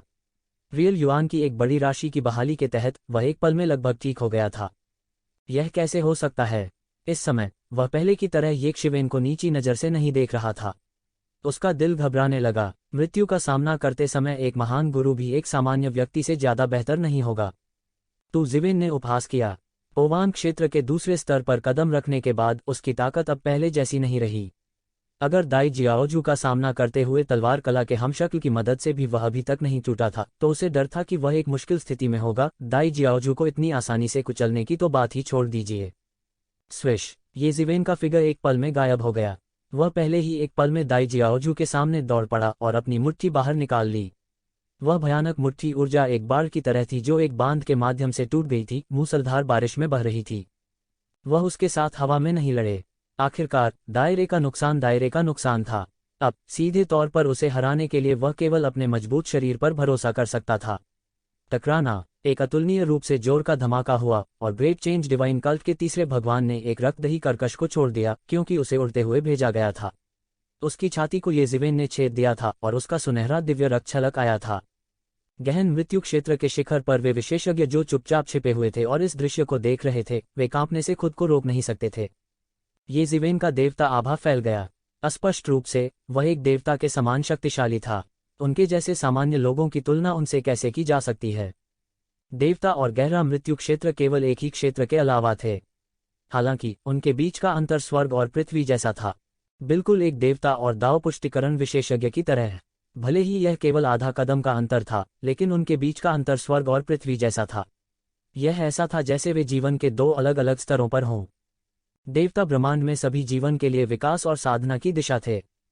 हालांकि वे यह भी जानते थे कि देवताओं के क्षेत्र में मजबूत और कमजोर लोग थे। उन्होंने यह उम्मीद नहीं की थी कि जिसने पूरा लाभ प्राप्त किया था और एक तरफ कुचल दिया था, वह वास्तव में यह अज्ञात मानव बच्चा था। वह इतना मजबूत कैसे हो सकता है कि वास्तव में दाई जियाओजू को हरा दे, जो एक किंवदंती भी थी, इतनी बुरी तरह से? इस समय दाई जियाओजू आखिरकार डर से पीला पड़ गया। उसने तुरंत प्रतिक्रिया दी। उसके लिए यक्षिवेन का विरोधी होना असंभव था। इस समय वह केवल अपने बड़े भाई और दूसरे भाई की तरफ भाग सकता था और सुरक्षित रहने के लिए अपनी ताकत उधार ले सकता था। हालांकि जैसे ही उसने उड़ान भरी, यक्षिवेन का हमला पहले ही आ चुका था। 5 एम्परर्स बैटल आर्मर पहने हुए येजिवेन इस दुनिया में एक राजा की तरह थे। वह सीधे जमकर नीचे गिरा। टकराना, संप्रदाय के नेता दाई ने मौके पर एक खून से लथपथ चीख निकाली और उसका शरीर अचानक फट गया। वह चिल्लाए बिना नहीं रह सका। उनके भौतिक शरीर के टुकड़े टुकड़े हो गए। उसकी एक आत्मा भीतर से भाग निकली और भागना चाहती थी। हालांकि उन्होंने अपना भौतिक शरीर खो दिया था, उन्हें लगभग विघटित होकर फिर से खेती करनी पड़ी। वह नहीं जानता था कि उसे फिर से अपने वर्तमान स्तर पर साधना करने में कितना समय लगेगा। वास्तव में वह यह भी नहीं जानता था कि क्या उसके पास ऐसा अवसर होगा। हालांकि यह येजिवेन द्वारा मौके पर ही मारे जाने से कहीं बेहतर था। हालांकि येजिवेन उसे मौका कैसे दे सकती थी? उसने तुरंत अग्नि सम्राट का एक बड़ा हाथ पकड़ लिया। यह भयंकर रूप से जल रहा था और आत्मा को अपने हाथ में पकड़ लिया। फिर आत्मा को जिंदा जलाकर राख कर दिया गया। एक लीजेंड विशेषज्ञ उनके हाथों मर गया। तभी येजिवेन ने 5 एम्परर्स बैटल आर्मर और फिस्ट अवतार को निष्क्रिय कर दिया। फिर उन्होंने दाई जियाओजू के भौतिक शरीर को त्यानयुवान मिरर में रखा और धीरे धीरे अपने शरीर में सभी रक्तसार को परिष्कृत किया। यदि वह जल्दी से तोड़ना चाहता था तो उसे इन पौराणिक विशेषज्ञों के रक्तसार की आवश्यकता होगी। उनकी खेती और कौशल को लूटने से उनकी अनगिनत वर्षों की मेहनत बच जाएगी। अन्यथा वह रसातल के दानव गुरु, दिव्य संघ के नेता और अन्य लोगों को कैसे पकड़ पाएगा। जितना समय उन्होंने खेती करने में बिताया वह उस समय का एक अंश भी नहीं था जो उन्होंने खेती करने में बिताया था। लाश छोड़ दो। जैसे ही येज़िवेन ने संप्रदाय के नेता दाई के भौतिक शरीर को संग्रहित किया, पिल दानव सेना का मोहरा आ गया। अतुलनीय रूप से विशाल शरीर के साथ मोहरा एक हाथ वाला लीजेंड रियलम विशेषज्ञ था। उसके पीछे दर्जनों पीक प्रोफाउंड डेथ रियलम पिल डीमंस थे। उनमें से हर एक की अजेय आभा थी और वे अत्यंत शक्तिशाली थे। वे सभी एक क्षेत्र के अधिपति थे। हालांकि इस समय वे केवल मोहरा के रूप में सेवा कर सकते थे। कोई भी कल्पना कर सकता है कि यह गोली दानव सेना कितनी भयानक थी। येज़िवेन ने पहले जितनी भी सेनाएं देखी थीं, उनमें से किसी की भी इस सेना से तुलना नहीं की जा सकती थी। बेवकूफ, येज़िवेन ठंडेपन से मुस्कुराए। यिन यांग जीवन और मृत्यु आरेख अचानक उड़ गया। यिन और यांग क्यूई ने गोली चलाई और मोहरा को पहाड़ की तरह कुचल दिया। पिल दानव सेना के अगुवा को यह उम्मीद नहीं थी कि येज़िवेन बेखौफ होगा। वह हमला करने वाला पहला व्यक्ति भी था। वह गार्ड से पकड़ा गया और यिन और यांग क्यूई द्वारा मारा गया। टकराना, उसे तुरंत पीछे की ओर उड़ते हुए भेजा गया क्योंकि उसने मुंह से खून निकाला। यह सब पिल क्यूई में परिवर्तित हो गया जिसने आकाश को भर दिया। इसके अलावा यह सब सार था, एक महापुरुष विशेषज्ञ द्वारा बताया गया सार। कोई भी कल्पना कर सकता है कि यह कितना कीमती था। हालांकि इस समय आसपास के शिखर गहन मृत्यु अवस्था विशेषज्ञों में से कोई भी इसे लूटने के मूड में नहीं था। सभी आनन फानन में भाग निकले। वह मूल रूप से मुख्य समूह से बहुत पीछे रह गया था, लेकिन पिल दानव सेना ने वास्तव में उसे पकड़ लिया था। उनके पास येज़िवेन की ताकत नहीं थी कि वे मोहरा सेना को नजरअंदाज कर सकें और सभी दिशाओं में भाग गए। यह मोहरा अधिकारी केवल पोवान क्षेत्र के पहले आसमान पर था। उसके और येज़िवेन के बीच ताकत का अंतर स्वर्ग और पृथ्वी जैसा था। वो येज़िवेन को कैसे हरा सकता था। येज़िवेन ने एक कदम आगे बढ़ाया और उसका पीछा किया। वह बिल्कुल नहीं रुका। वह निर्दयी और निर्दयी था। उनकी हथेली ने सीधे डेमन पिल के मोहरा अधिकारी को पकड़ लिया। टकराना, गोली दानव मोहरा के पास चकमा देने का समय नहीं था। वह येज़िवेन के हाथ में फंस गया और उसका शरीर कुचल गया। एक अतुलनीय रूप से विशाल गोली का पता चला था। हालांकि यह कोई दैवीय गोली नहीं थी, फिर भी यह अत्यंत शक्तिशाली थी। येज़िवेन चुपके से हैरान हुए बिना न रह सकी। दिव्य दान क्षेत्र वास्तव में अपने नाम के योग्य था। कई उच्च गुणवत्ता वाले छर्रे थे। साधारण छर्रों को एक पिल दानव में परिवर्तित नहीं किया जा सकता था, भले ही उन्हें 100 मिलियन वर्षों तक संग्रहित किया गया हो। उल्लेख नहीं करने के लिए यह अज्ञात था कि किंवदंती क्षेत्र में खेती करने के लिए किस प्रकार की आकस्मिक मुठभेड़ का सामना करना पड़ेगा। वास्तव में दिव्य दान क्षेत्र में कुछ देवता स्तर के गोली राक्षस थे। कोई कल्पना कर सकता है कि दिव्य दान क्षेत्र अपने चरम पर कितना शक्तिशाली था। येज़िवेन ने इस मोहरा अधिकारी की हत्या की थी। अन्य पिल डीमंस जो कि अगुआ के रूप में सेवा कर रहे थे स्वाभाविक रूप से येज़िवेन के पीछा से बच नहीं सकते थे। येज़िवेन ने उन सभी को एक हाथ से पकड़ लिया और गोलियों के मुख्य भाग को प्रकट करने के लिए उनके शरीर को कुचल दिया। फिर उसने उन्हें सीधे त्यान्युवान दर्पण में रख दिया। येज़िवेन ने लिया के शरीर में गोलियां भेजने के लिए अपनी महान जादुई शक्ति का उपयोग किया। ये उसके लिए कुछ नहीं से बेहतर थे, हालांकि वे लिया के लिए बहुत महत्वपूर्ण थे। रुओशी ने आसमान की ओर देखा। एक शक्तिशाली आभा वाली छर्रों ने सीधे लिया के शरीर में प्रवेश किया। वह मदद नहीं कर सकती थी लेकिन बहुत ईर्ष्या महसूस कर रही थी। हालांकि वह यह भी जानती थी कि ईर्ष्या करना बेकार है। लिया और येज़िवेन के बीच का रिश्ता उसकी तुलना से बहुत दूर था। दूसरों के साथ अपनी तुलना करने से केवल एक ही क्रोधित होगा। अलग अलग लोगों के अलग अलग भाग्य थे। लेकिन अचानक उसने देखा कि गोलियों में से एक उसकी ओर उड़ रही है और फिर एक कोमल प्राइमर्डियल क्यूई के सहारे यह उसके शरीर में उड़ेल दी और फिर तुरंत एक शक्तिशाली ऊर्जा में बदल गई जो उसके अंगों और हड्डियों में चली गई और वास्तव में जबरदस्ती तोड़ना शुरू कर दिया। यह गहन मृत्यु क्षेत्र के शिखर पर एक गोली दानव वैंगार्ड का शरीर था। हालांकि केवल एक गोली थी, रुओशी के लिए यह अभी भी बहुत बड़ी थी, जो अभी अभी गहन मृत्यु क्षेत्र के मध्यवर्ती चरण में पहुंची थी। अगर उसने इसे खुद प्राप्त किया होता तो वह मौके पर ही पूरी तरह से फट जाती। हालांकि उसे जल्द ही पता चला कि कोमल रियल युआन ने वास्तव में उसे गोली की शक्ति को परिष्कृत करने में मदद करना शुरू कर दिया था। इस गोली दानव मोहरा की कई वर्षों की खेती को इस गोली में संघनित किया गया था। अब यह सब बाहर निकल आया था और उसके अंगों और हड्डियों में घुस गया था। येज़िवेन के रियल युआन की मदद से वह पहले ही बिना किसी चेतावनी के profound death realm advanced stage के बैरियर को पार कर चुकी थी और एक ही झटके में profound death realm advanced stage में पहुंच गई। वह स्वाभाविक रूप से स्तब्ध थी। उसने कभी नहीं सोचा था कि उसके पास वास्तव में इन कीमती छर्रों का एक हिस्सा होगा जिसकी बाहरी दुनिया में अत्यधिक मांग थी। हालांकि इसकी तुलना लिया से की जा सकती थी। लिया के दर्जनों छर्रे सीधे उसके शरीर में प्रवेश कर गए थे। पहले से लीजेंड स्तर के विशेषज्ञ के रक्तसार के अलावा यह ऐसा था जैसे हिंसक ऊर्जा की लहर उसके शरीर में प्रवेश कर गई हो। यह बस इतना था कि इसे येक शिवेन ने सील कर दिया था। वह एक उच्च क्षेत्र में प्रवेश करने से कुछ ही दूर थी। हालांकि वह पहले से ही संतुष्ट थी। एक बाहरी व्यक्ति के रूप में उसने केवल कुछ दिनों के लिए येक शिवेन का अनुसरण किया था। फिर भी वह पहले ही प्रारंभिक गहन मृत्यु क्षेत्र उन्नत चरण से गहन मृत्यु क्षेत्र उन्नत चरण में प्रवेश कर चुकी थी। यह कुछ ऐसा था जिसकी उसने कभी कल्पना भी नहीं की थी। मूल रूप से उसने यह भी महसूस किया था कि उसे अपने जीवन काल में गहन मृत्यु क्षेत्र उन्नत अवस्था में कदम रखने का अवसर नहीं मिल सकता था। फिर भी उसने वास्तव में इसे इतनी आसानी से कर लिया था। उसे पता नहीं क्यों, लेकिन जब उसने अतीत में खेती की कठिन और खतरनाक यात्रा के बारे में सोचा तो उसका दिल अतुलनीय रूप से खट्टा हो गया। अपने स्वामी के संरक्षण के बिना उसे रास्ते में संघर्ष करना पड़ा। मास्टर, क्या आप इसे देखते हैं? रूओशी अब आपसे कम नहीं है। आंसुओं की दो धाराएं बेकाबू होकर बह निकलीं। वह नहीं जानती थी कि ये सिवेन के लिए ये कुछ भी नहीं थे। अगर उसे इस बात का डर नहीं होता कि वह इसे सहन नहीं कर पाएगी तो वह उसे और छर्रे भी दे सकता था। आखिरकार वह युवा कुनपेन की तरह खाने की शौकीन नहीं थी। कुनपेन का जन्म एक विशेष काया के साथ हुआ था। वह कितना भी खा ले उसका उस पर कोई असर नहीं पड़ता था। यह ऐसा भी था मानो दायरे की अड़चन बिल्कुल भी मौजूद नहीं थी। वह जहां भी खाता था वहां बढ़ सकता था। येक शिवेन उससे पूरी तरह ईर्ष्या करती थी। बूम! आकाश में एक हिंसक उतार चढ़ाव था। ये जिवेन ने एक ही झटके में पिलदानव की मोहरा सेना का सफाया कर दिया था। अचानक शून्य में ऊर्जा का भारी उतार चढ़ाव हुआ। फिर एक बड़ा हाथ अचानक शून्य में प्रकट हुआ और उसे पकड़ लिया। सभी सिद्धांत एक पल में प्रकट हो गए, मानो कोई मुखौटा फाड़ दिया गया हो। फिर उन्हें इस बड़े हाथ से कुचल दिया गया। फिर यह सीधे येक शिवेन की ओर गिरी। येक शिवेन का दिल दहल उठा। हालांकि उन्होंने इसे अपने चेहरे पर नहीं दिखाया। उसके पीछे दानव पंख तुरंत फैल गए। ऐसा लगता है कि उसका फिगर टेलीपोर्टेड हो गया था और तुरंत सैकड़ों मील दूर चला गया। गड़गड़ाहट! उसके सामने की जगह वास्तव में कुचल दी गई थी। अंतरिक्ष में अराजकता मूसलाधार बारिश में बह गई। येक शिवेन के हाव भाव थोड़े बदल गए। यह बाहर की दुनिया नहीं थी। दिव्य मकबरे में इसकी रक्षा करने वाली अनगिनत संरचनाएं थीं। हालांकि यह अभी भी ऐसी भयानक विनाशकारी शक्ति का कारण बन सकता है। इस विशाल हाथ के मालिक की ताकत चौंकाने वाली कही जा सकती है। क्या ऐसा हो सकता है कि पिल मास्टर ने व्यक्तिगत रूप से कार्रवाई की हो? उसके दिमाग में अनगिनत विचार कौंध गए। हालांकि उनका फिगर बिल्कुल भी कम नहीं हुआ। वह पागलपन से दिव्य मकबरे के केंद्र की ओर उड़ गया। इससे कोई फर्क नहीं पड़ता कि किस पहले दानव बीस्ट ने कार्रवाई की थी, यह ऐसा कुछ नहीं था जिससे वह मुकाबला कर सके। उसकी चाल जरा भी धीमी नहीं थी।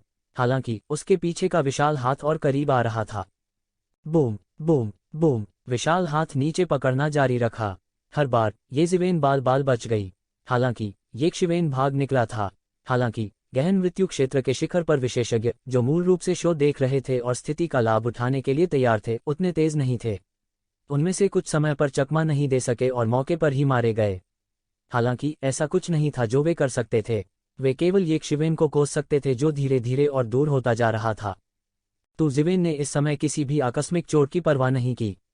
इसके अलावा ये लोग उसके बगल में थे। क्या वे यहाँ उसका फायदा उठाने के लिए नहीं थे? वह प्रकाश की धारा की तरह गहराई की ओर उड़ गया। उसके पीछे का बड़ा हाथ उसका पीछा करता रहा। लंबे समय के बाद इसने आखिरकार पीछा छोड़ दिया। ऐसा नहीं था कि वह ये जिवेन को जाने देना चाहता था, लेकिन वह पहले ही दिव्य मकबरे की गहराई में प्रवेश कर चुका था। विभिन्न अशुभ रूप और भी तीखे थे। उसके लिए इतनी लापरवाही से हमला करना असंभव था, जिससे येक शिवेन बच निकलने में सफल रही।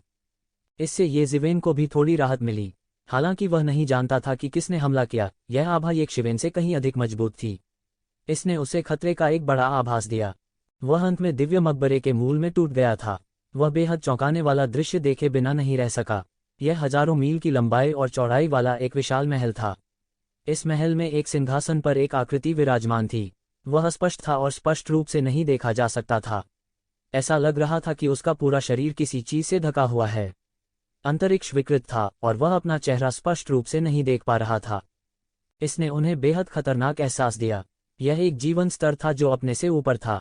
उसके शरीर के चारों ओर अनगिनत कीमिया दाव कानून प्रकाश की धाराओं में बदल गए और प्रकट हुए। वे लगातार शून्य में घूमते रहे, विशाल आकाश को चीरते रहे। इस अंधेरे और शांत वातावरण में यह ब्रह्मांड के सितारों की तरह ही था। उनके शरीर के अंदर रहस्यमयी जगह लगातार घूम रही थी। कीमिया के दाव के बारे में हर तरह की जानकारी पागलपन से निकाली जा रही थी। उन सभी की अगवानी की जा रही थी। कीमिया के दाव की उनकी समझ में भी तेजी से सुधार हो रहा था। ये ज़िवेन ने चुपचाप कीमिया के दाव को समझ लिया। मुझे डर है कि यह कीमिया दाव कानून उसके द्वारा अपने जीवन काल में समझा जाना चाहिए। सत्य को समझने के लिए अपने शरीर का उपयोग करना, और कानून उसका अनुसरण करता है। यह सत्य को साबित करने का एक संकेत है। ये शीवेन ने तुरंत फैसला किया। वह कैसे नहीं समझ पाया। मुझे डर है कि यह वही देवता होना चाहिए जिसने दिव्य अमृत के साथ सत्य को साबित किया। ये ज़िवेन का दिल अभूतपूर्व दुख से भर गया।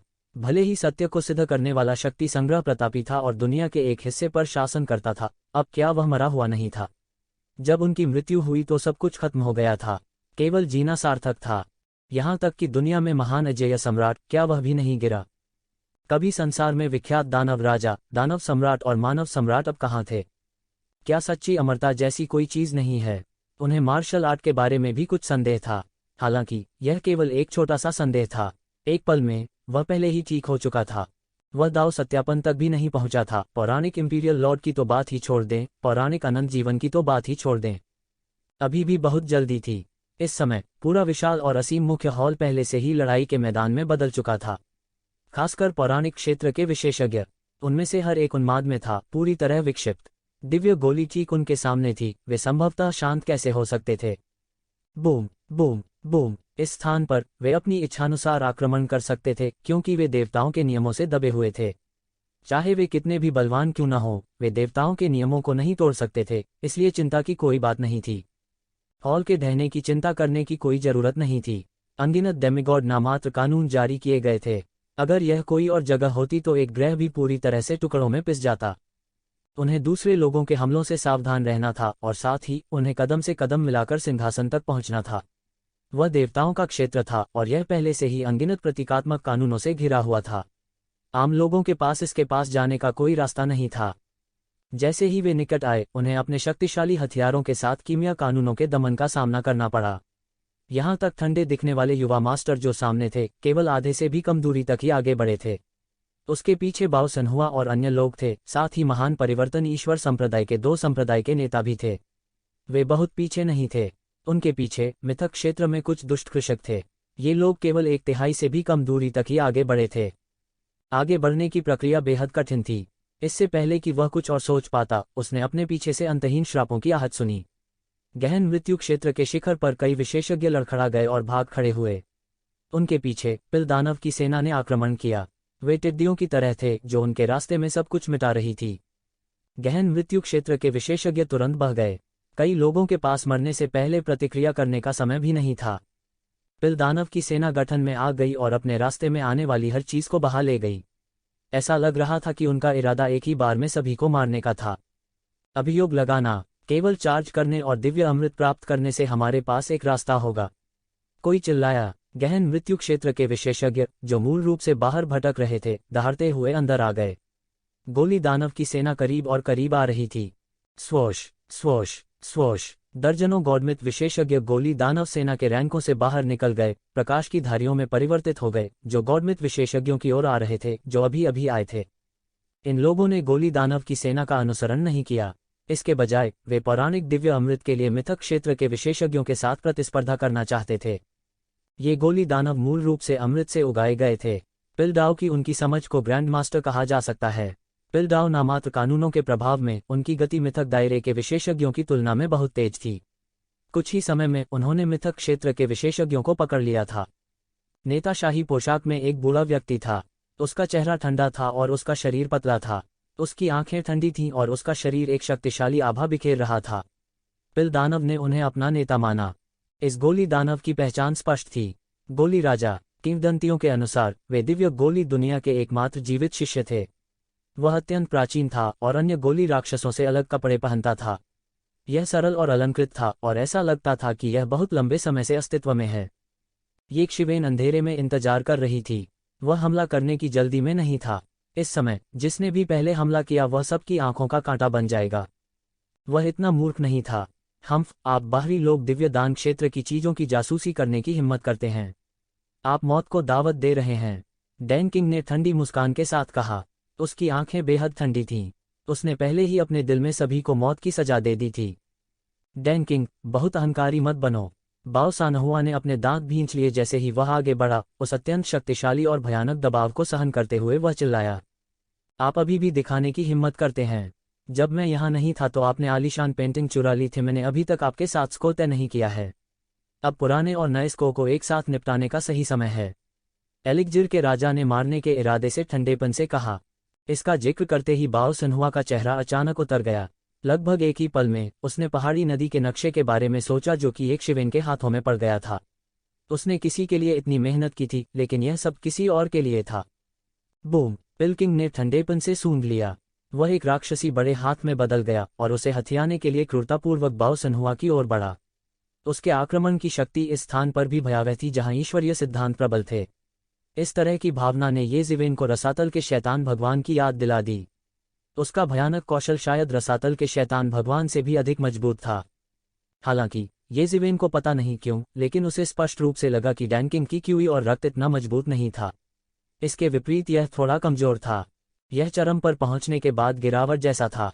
आक्रमण करना! बाओ सनहुआ चिल्लाया। वह और उसके पीछे अन्य मिथक क्षेत्र के विशेषज्ञ एक विशाल गठन के लिए मिलकर काम करते थे। वे प्रत्येक एक अलग गठन कोर पर खड़े थे और हमले का सामना करने के लिए एक उग्र लहर को खत्म कर दिया। बूम! भयानक टक्कर की आवाज सुनाई दी। यह देवताओं की टक्कर थी। एक शक्तिशाली शॉकवेव के साथ एक चमकदार रोशनी सभी दिशाओं में फैल गई।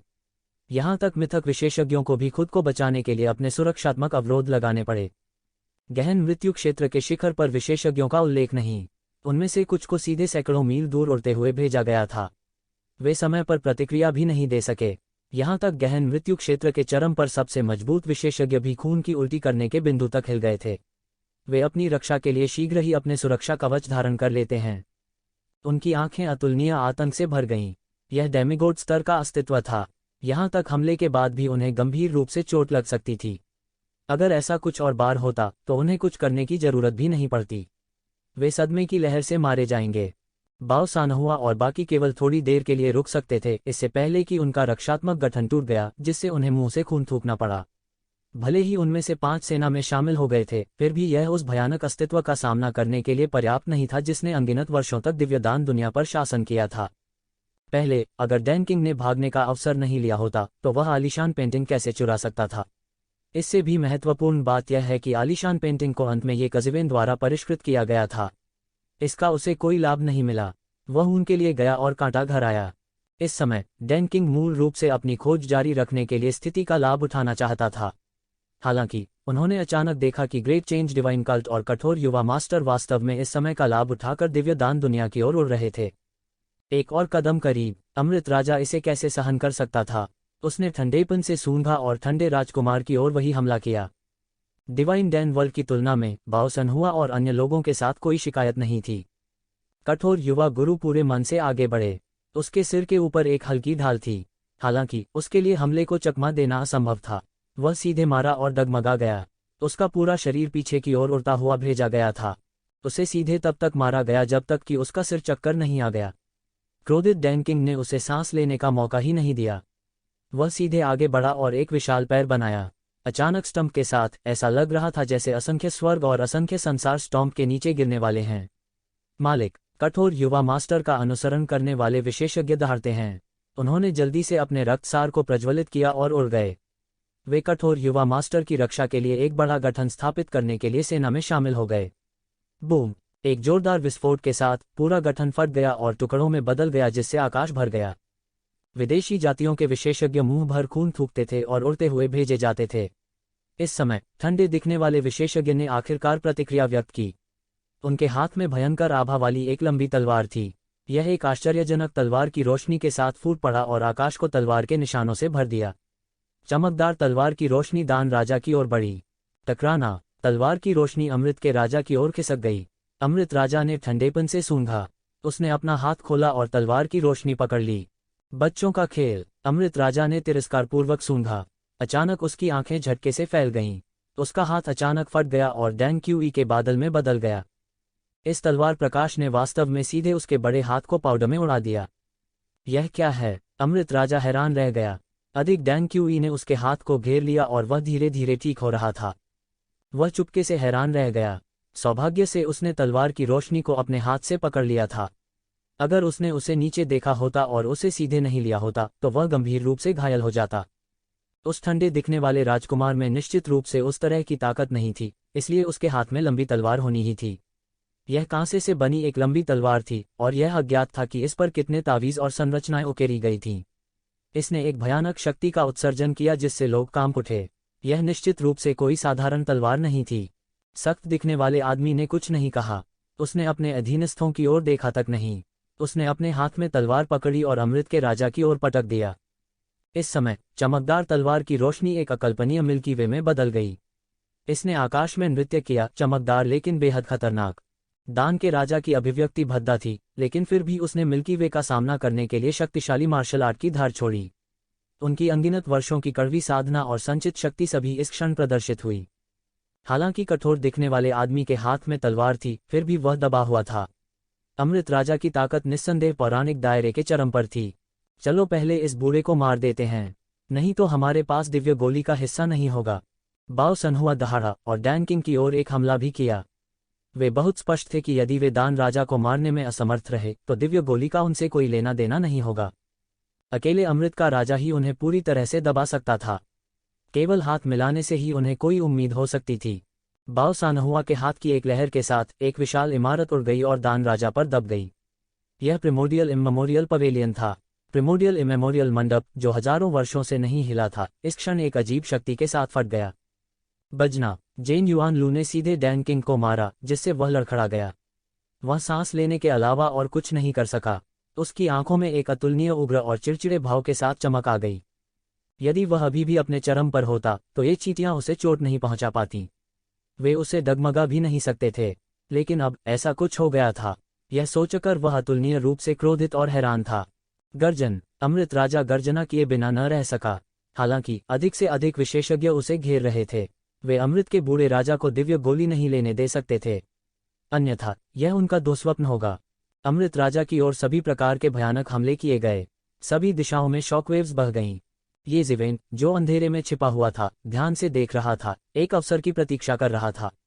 वह जानता था कि उसके पास केवल एक मौका था। अगर वह इस बार चूक गए तो उनके पास दूसरा मौका नहीं होगा। चाहे वह महान परिवर्तन संप्रदाय हो, बाओ सनहुआ या कोई और, वे उसे बचने का मौका नहीं देंगे। ये शिवेन इन लोगों की ताकत देख पा रही थी क्योंकि उन्होंने अपनी पूरी ताकत से हमला किया था। इन लोगों में सबसे शक्तिशाली निस्संदेह लीजेंड का राजा था। हालांकि वह पहले ही एंजल के क्षय चरण में प्रवेश कर चुका था। उसकी ताकत पहले जितनी अच्छी नहीं थी और उसके क्यूई और रक्त की तुलना उस समय से बहुत दूर थी जब वह अपने चरम पर था। अगला ठंडा दिखने वाला युवा मास्टर था। उसकी ताकत शायद पोवान क्षेत्र की 7वीं परत में प्रवेश कर चुकी थी। उसका बल अतुलनीय रूप से भयानक था। उन्होंने लेजेंड दायरे के अंतिम चरण में भी प्रवेश किया था। वह अकेला भी था जो अमृत के राजा के साथ संघर्ष कर सकता था। हालांकि वह अमृत के राजा द्वारा पूरी तरह से दबा दिया गया था, फिर भी वह अन्य लोगों की तुलना में बहुत बेहतर था जो अमृत के राजा के हमलों का सामना नहीं कर सके। उसके अलावा बाओ सानहुआ और आदिम संप्रदाय के अन्य प्रसिद्ध विशेषज्ञ, उस महिला को छोड़कर जो पोवांग दायरे की 4थी परत पर थी, सभी पोवांग दायरे की 5वीं परत और उससे ऊपर थे। महान परिवर्तन संप्रदाय की ओर, महान संप्रदाय के नेता और दूसरे संप्रदाय के नेता भी पोवांग क्षेत्र की 5वीं परत पर थे। इन विशेषज्ञों के अलावा मिथक क्षेत्र के बाकी विशेषज्ञ उल्लेख के लायक नहीं थे। डरने की कोई बात नहीं थी। पोवांग क्षेत्र के ये विशेषज्ञ ज्यादातर पोवांग क्षेत्र के पहले या दूसरे स्तर पर थे। सबसे मजबूत केवल पोवांग क्षेत्र के 3रे स्तर पर थे। उनसे उन्हें कोई खतरा नहीं था। हालांकि इस समय वे दानव पैलेट विशेषज्ञों से भी लड़ रहे थे। दृश्य अत्यंत अराजक था। सैकड़ों दिग्गज विशेषज्ञों के लड़ने के इतने बड़े पैमाने के दृश्य के साथ, यहाँ तक गहरे मौत के क्षेत्र के विशेषज्ञों के पास जो दूर छिपे हुए थे, उनके पास विरोध करने के लिए अपनी पूरी ताकत फैलाने के अलावा कोई विकल्प नहीं था। अगर वे सावधान नहीं होते तो वे गंभीर रूप से घायल हो सकते थे। इस स्तर की लड़ाई में प्रोफाउंड डेथ रियल्म के विशेषज्ञ कुछ भी नहीं थे। वे सिर्फ चींटियां थीं जिन्हें आसानी से मौत के घाट उतार दिया जा सकता था। गड़गड़ाहट, गड़गड़ाहट, गड़गड़ाहट। पूरी दुनिया पागलों की तरह कांप रही थी। यहाँ तक मृत देवताओं के दैवीय दाव कानूनों के दमन के साथ यह 100 से अधिक पौराणिक विशेषज्ञों के सामूहिक विद्रोह को दबाने में असमर्थ था।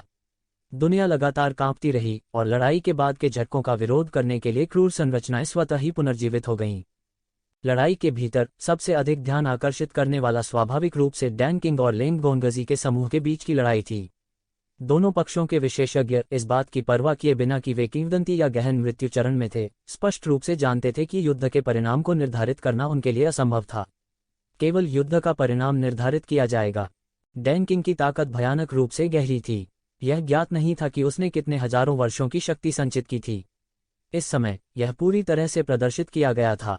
हालांकि वह पहले ही एंजल के क्षय चरण 5 में प्रवेश कर चुका था। उसकी ताकत बहुत कम हो गई थी। यह कहा जा सकता है कि एंजल के क्षय चरण 5 में प्रवेश करने के बाद उसकी ताकत हर गुजरते सेकंड के साथ लगातार कम हो रही थी। हालांकि वह अभी भी अलग थलग रहने वाले राजकुमार और अन्य लोगों को दबा सकता था, लेकिन वह वास्तव में उन्हें मारने के लिए घातक प्रहार नहीं कर सकता था। उसकी ताकत कमजोर और कमजोर होती जा रही थी। ये ज़िवेन देख सकते थे कि डैन किंग शायद अधिक समय तक टिके नहीं रह पाएंगे। एंजल का क्षय चरण 5 पहले से ही मृत्यु का एक लक्षण था। इसके अलावा यह इतनी तीव्र लड़ाई थी। उसके क्यूई और रक्त की पूर्ति आम लोगों की तरह नहीं की जा सकती थी। मूल रूप से वह जितना अधिक उपयोग करेगा उसकी क्यूई और रक्त उतना ही कम होगा। यदि ऐसा ही चलता रहा तो उसका क्यूई और रक्त समाप्त हो जाएगा और वह मर जाएगा।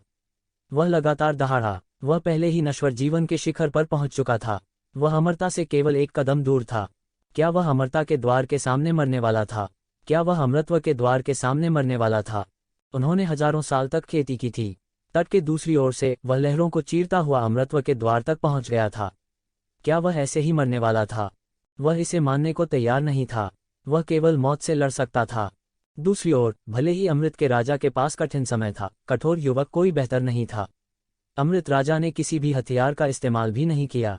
वह युवक को पूरी तरह से दबाने के लिए केवल अपनी अत्याचारी ताकत पर निर्भर था। उसकी आंखों से दहशत फैल गई। उसने अपने कुल के बड़े बुजुर्गों से मार्गदर्शन प्राप्त किया था। वह जानता था कि ईश्वरीय दान क्षेत्र खुलने वाला है, इसलिए उसने यह जादुई तलवार मांगी। उन्हें उम्मीद नहीं थी कि उनके पास अभी भी डैन किंग से निपटने का कोई रास्ता नहीं है, यहाँ तक कि वह उससे पूरी तरह दबा हुआ था। यदि यह इस शक्तिशाली छद्म दैवीय साधन के लिए नहीं होता तो वह डैन किंग द्वारा मौके पर ही पूरी तरह से दबा दिया गया होता। उसे लगातार पीटा भी जा रहा था। उसके शरीर में क्यूई और रक्त पहले से ही अस्त व्यस्त थे। वह उन्हें बिल्कुल भी लामबंद नहीं कर सका। डैन किंग के सामने वह केवल बचाव कर सकता था, लेकिन वापस नहीं लड़ सकता था। अगर ऐसा ही चलता रहा तो शायद उसे मौत के घाट उतार दिया जाएगा। दूसरों का जिक्र नहीं, बाओ सनहुआ और अन्य केवल उनके सहायक हो सकते थे। वह उन पर भरोसा नहीं कर सकता था। यही नहीं, ये लोग बाद में उनके विरोधी भी रहे। ये सब मर जाएं तो अच्छा है। एक पक्ष मौत से लड़ रहा था, दूसरे पक्ष के गुप्त उद्देश्य थे। इस समय यह एक अजीब सा संतुलन प्रतीत हो रहा था। Boom boom boom. लड़ाई एक सफेद गर्म चरण में प्रवेश कर चुकी थी। दोनों पक्षों के पास कोई रास्ता नहीं था। वे पीछे नहीं हटेंगे और पीछे नहीं हट सकते। उनमें से प्रत्येक ने अपनी तकनीक का इस्तेमाल किया। यह अत्यंत तेजस्वी था। यह देवताओं की तकनीक थी। इससे आकाश और पृथ्वी कांपने लगे। यह अज्ञात था कि यह किस विशेषज्ञ का जवाब दे रहा था। हालांकि इस तरह की टक्कर में अंततः युवाओं ने बुढ़ापे पर विजय प्राप्त की। कठोर युवा मास्टर ने अपने दांत पीस लिए और तब तक डटा रहा जब तक कि अमृत राजा की क्यूई और रक्त बिगड़ना शुरू नहीं हो गया। थोड़ा थोड़ा करके ढह गया। उसकी ताकत धीरे धीरे कमजोर होने लगी। जब बाओ सनहुआ और अन्य लोगों ने यह देखा तो उनके चेहरे खुशी से खिल उठे। बस थोड़ा सा और अधिक। जब तक वे डैन किंग को मार सकते थे, भले ही वे उसे केवल लूट सकते थे, फिर भी यह एक बड़ा सौभाग्य होगा। ठीक उसी क्षण जब हर कोई युद्ध के मैदान पर पूरा ध्यान दे रहा था, एक आकृति अचानक उड़ी और भगवान अमृत की दिशा में चली गई। यह अचानक परिवर्तन था। किसी को उम्मीद नहीं थी कि यह इस तरह निकलेगा। वह कौन था जो लड़ते समय अशांत जल में मछली पकड़ना चाहता था? ये तुम हो, ये ज़िवेन। बाओ सनहुआ ने तुरंत पहचान लिया कि यह व्यक्ति कोई और नहीं बल्कि ये ज़िवेन था। इस समय महापरिवर्तन दैवीय संप्रदाय के लोग भी इस दृश्य को अपने चेहरों पर कटु कटु भावों से देख रहे थे। वे ये ज़िवेन से पूरी तरह से नफरत करते थे, खासकर तब जब तीसरे संप्रदाय का नेता वापस नहीं आया था। अब जब यक्षिवेन यहाँ आ गई थी तो उनके दिलों में एक बुरा पूर्वाभास कौंध गया। आप मौत को दावत दे रहे हैं। क्या आपको लगता है कि दैवीय दाव का इतनी आसानी से विरोध किया जा सकता है? अकेला राजकुमार चिंतित नहीं था। वह अच्छी तरह जानता था कि दिव्य दाव और दान राजा के नियम दिव्य दान के चारों ओर उलझे हुए थे। आम लोग इसके करीब नहीं पहुंच पाएंगे। हालांकि जब उसने अपना सिर घुमाया तो उसकी आंखें अचानक चौड़ी हो गईं। दिव्य अमृत के पास कीमिया और दिव्य मार्ग का कानून आपस में जुड़ गया और भी अधिक शक्तिशाली हो गया।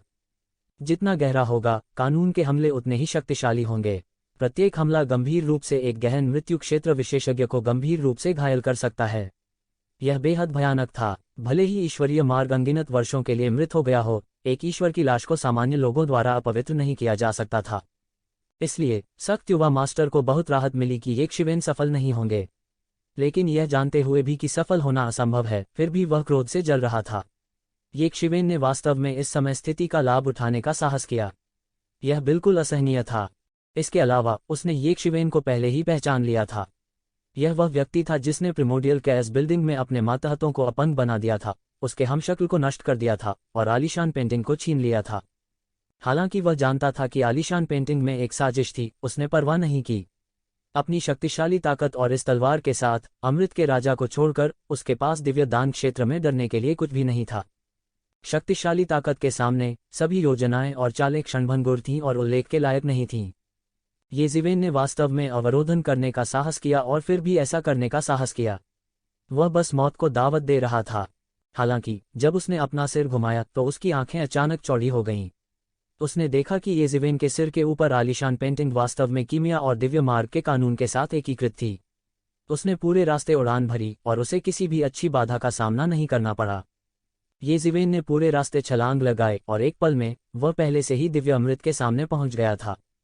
दिव्य अमृत की आंखें, जो एक मानव आकृति में बदल गई थीं, अचानक भयानक हरी रोशनी के साथ फूट पड़ीं। ऐसा लग रहा था कि उसका पूरा शरीर जीवन में वापस आ रहा है और यह बहुत भयानक लग रहा था। हालांकि यह हरी बत्ती डूबते सूरज की अंतिम चमक की तरह थी और धीरे धीरे गायब हो गई। तभी येक्षिवेन ने राहत महसूस की। वह अभी पूरी तरह से चौंक गया था और लगभग सोचा था कि दिव्य अमृत भी वापस जीवन में आ गया था और एक लाश में बदलने वाला था।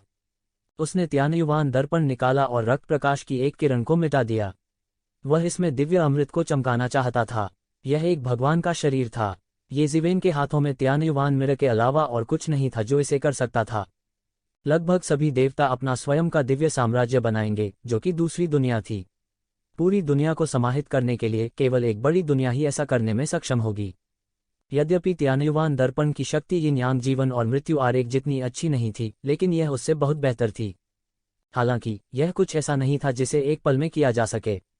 येज़िवेन ने धीरे धीरे इस अमृत को अपने शरीर में समा लिया। इस दौरान सभी दहशत में आने लगे। उन्होंने मूल रूप से सोचा था कि येक्षिवेन ऐसा नहीं कर सकती। किसने सोचा होगा कि उसने वास्तव में ऐसा किया है। हर कोई येक्षिवेन का पीछा करने लगा और बस इसी क्षण वह डैन किंग भी पागल होने लगा। वह पागलपन की अपनी अंतिम अवस्था में गिर गया। उसके शरीर का लगभग सारा खून जलने लगा।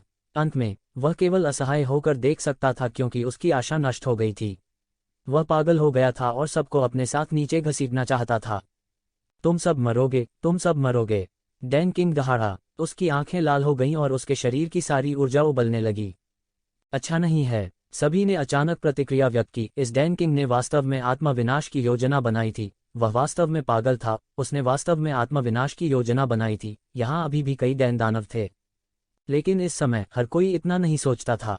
वे चिल्लाए और सभी दिशाओं में उड़ गए। हा हा हा, तुम सब मरने वाले हो, मेरे साथ नरक जाओ। डैन किंग पागलपन से चिल्लाया। FCK, पागल आदमी, यह वास्तव में पागल आदमी है। येक्षिवेन अपने दिल में कोसने से खुद को रोक नहीं सका। यह डैन किंग जाहिर तौर पर दीवाना था। वह यहाँ अपनी रक्षा के लिए था और कोई भी बच नहीं सकता था। वह पहले ही देख चुका था कि एक दिग्गज विशेषज्ञ के आत्मविनाश की शक्ति कितनी भयानक थी। हालांकि उस व्यक्ति के लिए जिसने इस स्तर तक साधना की थी, उनमें से किसने हजारों क्लेशों का अनुभव नहीं किया था। यदि यह इस तथ्य के लिए नहीं था कि कोई रास्ता नहीं था, तो कौन इस तरह के एक अनन्य तरीके का चयन करेगा। लेकिन इस समय वह आसानी से बच नहीं सका क्योंकि अमृत त्यानयुवान के दर्पण में पूरी तरह से अवशोषित नहीं हुआ था। एक तरफ अमृत था और दूसरी तरफ दान राजा था जो आत्मविनाश करना चाहता था। उसने अपने दांत पीस लिए और तुरंत अपना मन बना लिया। झगड़ा करना। उसकी प्रतिक्रिया की प्रतीक्षा किए बिना उसने डैन किंग के शरीर में भयानक शक्ति को बाहर निकलते देखा और एक जोरदार धमाके के साथ विस्फोट किया। टकराना। एक अतुलनीय रूप से विशाल मशरूम उगाया और प्रभाव की लहर ने सब कुछ तोड़ दिया। वे दिग्गज विशेषज्ञ जो समय रहते चकमा नहीं दे सके, सीधे प्रभाव की चपेट में आ गए और उन्हें मौके पर ही गंभीर चोटें आईं। और उन गहन मृत्यु क्षेत्र के विशेषज्ञों को एक पल में भारी जनहानि का सामना करना पड़ा। कुछ को छोड़कर जो गंभीर रूप से घायल हो गए थे और किनारे पर बेहोश हो गए थे, उनमें से ज्यादातर को एक पल में मौत के घाट उतार दिया गया था। पौराणिक क्षेत्र के चरम पर एक भयानक अस्तित्व का आत्मविनाश इतना शक्तिशाली था। सब कुछ छिन्न भिन्न हो गया और अंतरिक्ष भी धीरे धीरे ईश्वरीय मार्ग की शक्ति के तहत ठीक होने लगा। हालांकि पूरा स्पेस हॉल पहले से ही अस्त व्यस्त था। अनगिनत लोग मारे गए थे और घायल हुए थे। बाहरी दुनिया में ये सभी लोग शानदार और प्रसिद्ध अस्तित्व थे, लेकिन अब वे मृत थे और चींटियों की तरह घायल थे। कौन कौन था, कोई भेद नहीं पा रहा था। पफ, ये शिवेन से मुंह भर खून निकला। उसके शरीर पर 5 एम्परर्स बैटल आर्मर पूरी तरह से नष्ट हो गया था। ऐसा इसलिए था क्योंकि उन्होंने रक्षा की एक पंक्ति बनाने के लिए 5 तत्वों के यान युआन आरेख और यिन यांग जीवन और मृत्यु आरेख का उपयोग किया था। अन्यथा यह 5 एम्परर्स बैटल आर्मर के नष्ट होने जितना सरल नहीं होगा। हालांकि उन्हें गंभीर चोटें भी आई थीं। उनकी आंखों में किस्मत की एक दुर्लभ झलक थी। सौभाग्य से इससे पहले डैन किंग की ताकत बहुत कम हो गई थी और शेष क्यूई और रक्त इतना अधिक नहीं था, नहीं तो आज उसका बचना मुश्किल हो जाता। पौराणिक दायरे के विशेषज्ञ देवताओं के सबसे करीब अस्तित्व थे। किसी भी समय इन लोगों के अस्तित्व को कम करके नहीं आंका जाना चाहिए।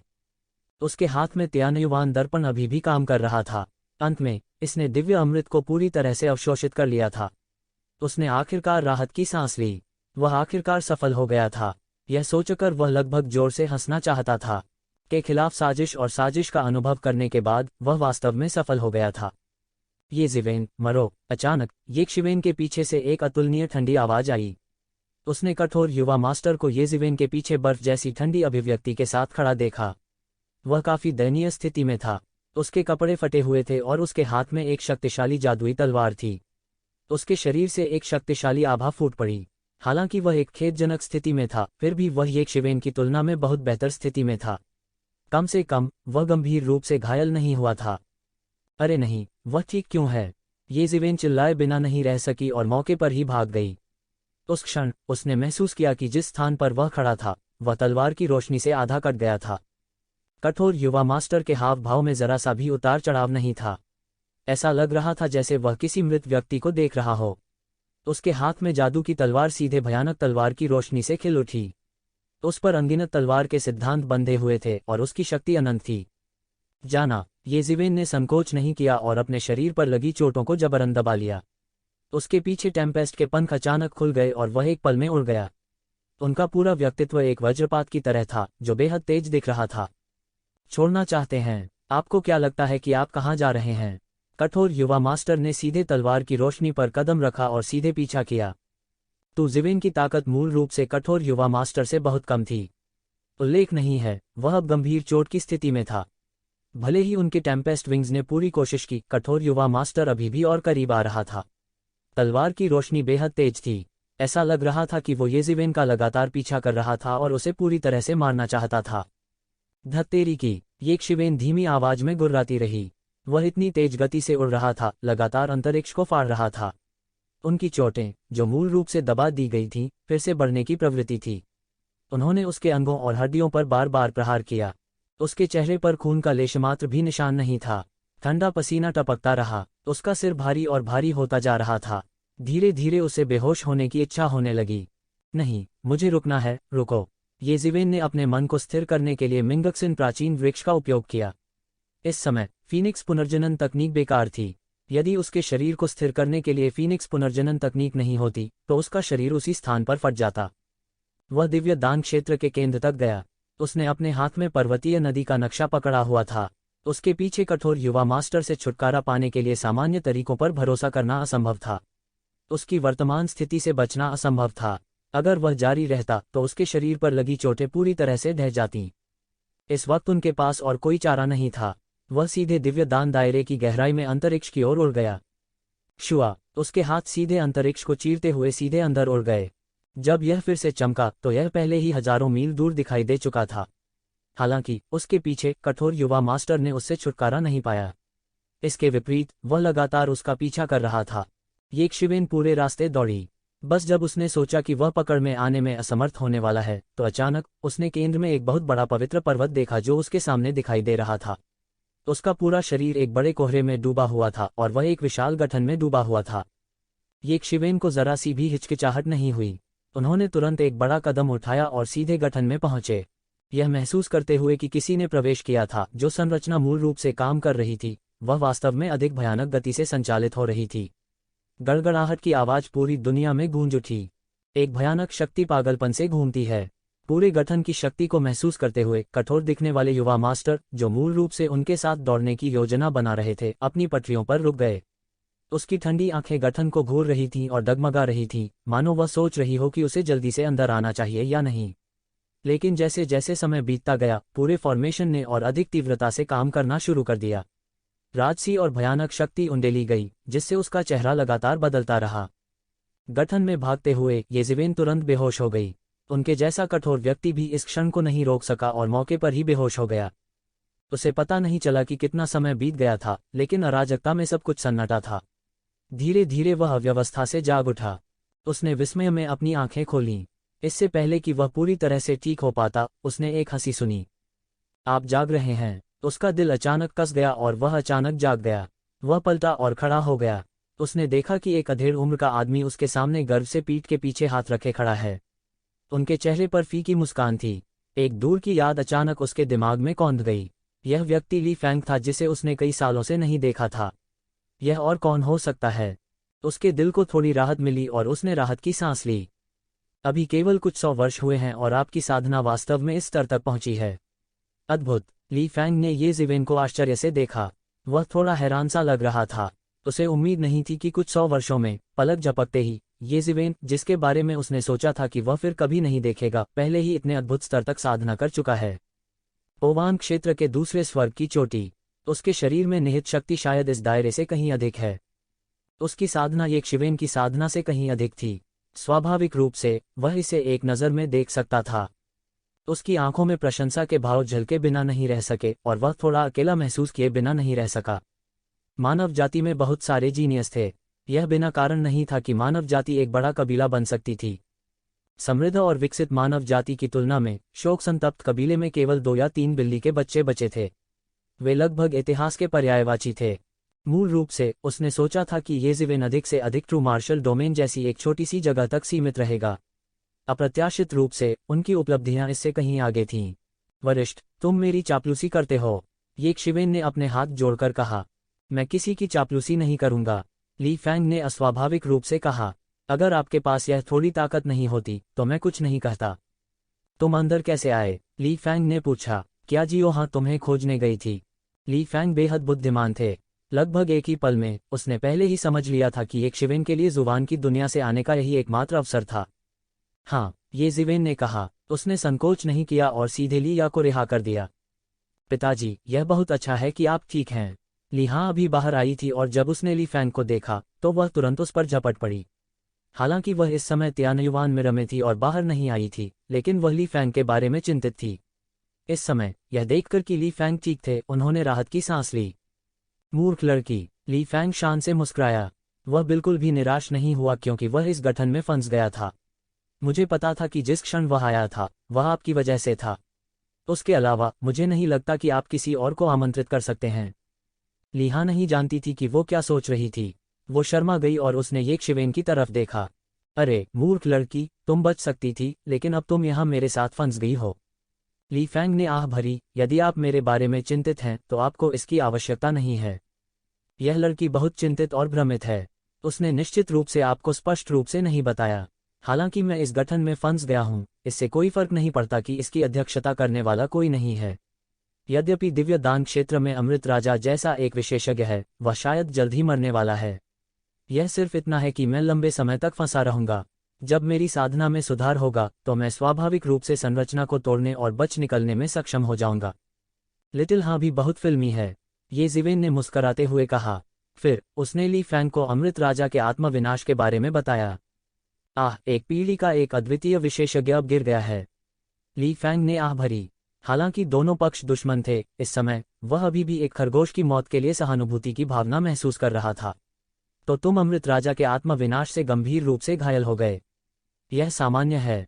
येज़ेवेन ने दिव्य अमृत की बात का उल्लेख नहीं किया। हालांकि उनका मानना कि ली फैंग की बुद्धिमत्ता से उन्होंने पहले ही इसका अनुमान लगा लिया था।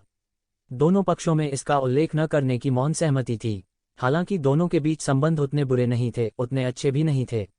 यह केवल लिया के रिश्ते के कारण था। अतीत में वे इतने वर्षों तक एक दूसरे से लड़ते रहे थे। हालांकि वे अलग अलग जातियों के थे, फिर भी उनके दिलों में कोई द्वेष कैसे नहीं हो सकता था। मैं मूल रूप से अकेला था। अगर मैं बाहर भागना चाहता था तो मुझे और अधिक प्रयास करने की आवश्यकता होगी। हालांकि आपके साथ यह ठीक है, यदि आप और मैं एक साथ काम करते हैं तो हमें कुछ वर्षों में बाहर निकलने में सक्षम होना चाहिए। ली फैंग ने कहा, आप पहले अपनी चोटों को ठीक करें। इस समय का लाभ उठाएं, मैं लिटिलिया की खेती को मिथक के दायरे में ले जाऊंगा। क्या आपने वह अमृत प्राप्त कर लिया है? ये ज़िवेन ने पूछा। यह छोटी लड़की वास्तव में आपको सब कुछ बताती है। मैंने वास्तव में इसे प्राप्त कर लिया है। यह हमारी जाति का शरीर है। इस चरण के बाद सब कुछ सुचारू रूप से चल रहा होगा। मुझे अपने जीवन में बहुत देर हो चुकी है, तो यह है। मैं और कुछ नहीं मांगता। हालांकि लिटिलिया ने अभी शुरुआत की है, मुझे आशा है कि वह और सुधार कर सकती है और भविष्य में हमारी दौड़ को पुनर्जीवित कर सकती है। ली फैंग ने कुछ भी नहीं छिपाया और कहा। ये ज़िवेन ने आह भरी। मानव जाति और मूल निवासी कबीले के बीच कई वर्षों तक शिकायतें चलीं। कोई सही या गलत नहीं होता, यह सब अस्तित्व के लिए था। चूंकि ली फैंग ने ऐसा कहा था, ये ज़िवेन ने संकोच नहीं किया। वह सीधे बैठ गया और अपनी चोटों को ठीक करने के लिए फीनिक्स रीजनरेशन तकनीक का संचालन करने लगा। इस बार वह गंभीर रूप से घायल हो गया था और फिर वह उस सख्त युवा मास्टर द्वारा पीछा किए जाने के बाद अधमरा हो गया था। उसका भौतिक शरीर लगभग ढह गया। बाघ के मुंह से खाना छीनने का इस तरह का व्यवहार एक बार ही काफी था। अगली बार उसे बहुत सावधान रहना चाहिए। हालांकि रात में घास के बिना घोड़ा मोटा नहीं होगा। अगर ऐसा कई बार नहीं होता तो वह इतनी जल्दी कैसे सुधर सकता था? उनके दिव्य विचारों ने त्यानयुवान दर्पण में प्रवेश किया और देखा कि त्यानयुवान दर्पण में मानव आकार का अमृत सीधे हवा में तैर रहा था। लगातार सभी दिशाओं में अमृत ऊर्जा उगल रहा था। त्यानयुवान दर्पण के अंदर की दुनिया को लगभग एक नए दिव्य दान दायरे में प्रस्तुत कर रहा था।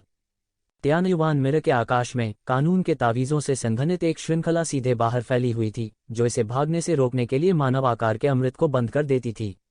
भले ही यह पहले ही गिर चुका हो, फिर भी इसे कम करके नहीं आंका जाना चाहिए।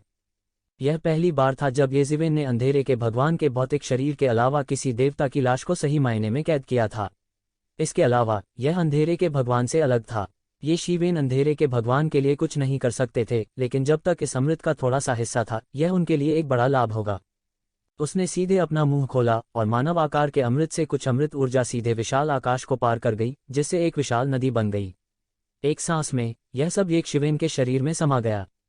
उनका भौतिक शरीर, जो मूल रूप से पतन के कगार पर था, वास्तव में नग्न आंखों से दिखाई देने वाली गति से ठीक हो रहा था। यह दक्षता फीनिक्स पुनर्जनन तकनीक से भी बेहतर थी। यह अमृत वास्तव में अद्भुत था। यह मूल रूप से गोली भगवान द्वारा परिष्कृत एक अद्वितीय अमृत था और बाद में इस अमृत ने खुद को साबित भी किया और अंतहीन मंदिरों को जोड़ा। 1 और 10 दिनों के बाद वह आखिरकार अपने शरीर पर लगी चोटों से पूरी तरह से उबर गया। उसने लिया पर फिर से नजर डाली, जो उसे तोड़ने की पूरी कोशिश कर रही थी, और ली फैंग उसकी रक्षा करने की पूरी कोशिश कर रहा था। अपनी मार्शल आर्ट का उपयोग करके इस क्षेत्र में एक ऐसी दुनिया का निर्माण कर रहा था जो संरचना द्वारा कुचल दी गई थी। पिता का प्यार मोटे तौर पर बोल ऐसा था। ये शीवेन बेकार नहीं बैठी। यह पुष्टि करने के बाद कि लिया थोड़ी देर के लिए बाहर नहीं आएगी, उसने बस बंद कमरे में प्रशिक्षण की स्थिति में प्रवेश किया और पोवांग दायरे के तीसरे स्तर तक पहुंचना शुरू कर दिया। किंवदंती क्षेत्र में एक मास्टर से संबंधित उसके शरीर में बहुत अधिक रक्तसार था। भले ही वह 2 बार टूट चुका था, फिर भी उसने पूरी तरह से इसका सेवन नहीं किया। इसके अलावा उसके शरीर में पहले से दबा हुआ घृणित भगवान था, इसलिए उसके पास पहले से ही एक सांस में पोवांग दायरे के तीसरे स्तर तक पहुंचने की योग्यता थी। इसके अलावा किंवदंती क्षेत्र के शिखर की पिछली समझ भी थी, इसलिए उसे बहुत तेजी से आगे बढ़ने और अपनी साधना को अनियंत्रित रूप से ध्वस्त करने के बारे में चिंता करने की जरूरत नहीं थी। अपना मन बनाने के बाद उसने एक और अमृत की अमृत ऊर्जा को अवशोषित कर लिया और फिर पूरी तरह से लीजेंड्रियल रक्तसार को उत्तेजित कर दिया जो उसके शरीर में दब गया था, और उसे अपने मार्शल आर्ट में परिष्कृत करना शुरू कर दिया ताकि उसे तीसरे स्तर तक पूरी तरह से तोड़ने में मदद मिल सके। पोवांग क्षेत्र। Boom boom boom. उसके शरीर से हवा की लहरों के घेरे फूटे, आकाश में अशुभ गठन को हिलाते हुए और लगातार हिलते हुए भी। एक अतुलनीय तेज गर्जना सुनाई दी, जिससे पूरी दुनिया अंतहीन रूप से हिल गई। और इस समय ये ज़िवेन ने आखिरकार घृणित भगवान को रिहा कर दिया जो उसके शरीर में दबा हुआ था। टस्क टस्क टस्क टस्क, मैं अंत में फिर से बाहर हूं। धिक्कार है मानव, तुम्हारी हिम्मत कैसे हुई मुझे चोट पहुंचाने की? मैं तुम्हें जाने नहीं दूंगा। जैसे ही घृणित परमेश्वर प्रकट हुआ, उसने ये ज़िवेन को देखा। ये वास्तव में ये ज़िवेन से अंदर तक नफरत करता था। बेवकूफ। ये ज़िवेन ठंडी हंसी हंसी और तुरंत अपना हाथ खोला और अचानक आकाश को पकड़ लिया। घृणित परमेश्वर जो अभी प्रकट हुआ था तुरंत उसके हाथ में पकड़ा गया, और फिर घृणा करने वाले परमेश्वर के कुछ भी कहने की प्रतीक्षा किए बिना उसने सीधे अपना मुंह खोला और घृणित परमेश्वर को निगल लिया। बूम। येज़िवेन के शरीर के अंदर मांस तुरंत चकनाचूर हो गया और इसे एक शक्तिशाली और भयानक शक्ति द्वारा जबरन उड़ा दिया गया। मुझे निगलना चाहते हो? इसके बारे में सोचो भी मत। घृणित भगवान की ढीठ हंसी सुनाई दी। नाकाबंदी करना, इससे पहले कि मांस पाउडर में बदल जाए, येज़िवेन चिल्लाया और सील शब्द उसके मांस को ढकते हुए आकाश से उतरा। मांस जो फटने ही वाला था उसे तुरंत सील कर दिया गया और वह फिर से ठीक होने लगा। थोड़ा थोड़ा करके येज़िवेन एक टूटे हुए चीनी मिट्टी की तरह थी जिसे वापस एक साथ चिपका दिया गया था। पूरा दृश्य बेहद अजीब लग रहा था, लेकिन जैसे जैसे उसने जबरन अपने मांस को थोड़ा थोड़ा करके पुनर्गठित किया, शक्ति भी उसके द्वारा लगातार परिष्कृत की गई और उसकी ताकत भी धीरे धीरे बढ़ती रही और वह पोवांग दायरे के तीसरे स्तर तक पहुंच गया अपनी पूरी ताकत के साथ। बूम बूम बूम, येज़िवेन के शरीर के हिस्से समय समय पर फटते रहे और हवा के झोंके सीधे बाहर निकलते रहे, लेकिन उनकी अभिव्यक्ति बेहद शांत थी और वह चुपचाप सफलता के दिन का इंतजार कर रहे थे। समय एक सफेद घोड़े की तरह उड़ गया और इसे पकड़ना असंभव था। पलक झपकते ही 7 साल पलक झपकते ही बीत गए। ये शीवेन को पता ही नहीं चला कि कितना समय बीत गया। वह केवल इतना जानता था कि वह लगातार अभ्यास कर रहा था, अभ्यास कर रहा था और अभ्यास कर रहा था। वह अभ्यास करने के लिए हर मिनट और हर सेकंड का उपयोग कर रहा था। उसके पास विचलित होने का क्षण नहीं था क्योंकि वह उस स्थिति में था जहां वह किसी भी समय विस्फोट कर सकता था। नहीं, यह कहा जाना चाहिए कि वह लगातार विस्फोट कर रहा था। हर बार जब उसका शरीर फटता था तो उसके द्वारा अवशोषित रक्तसार की मात्रा बढ़ जाती थी और वह मजबूत हो जाता था।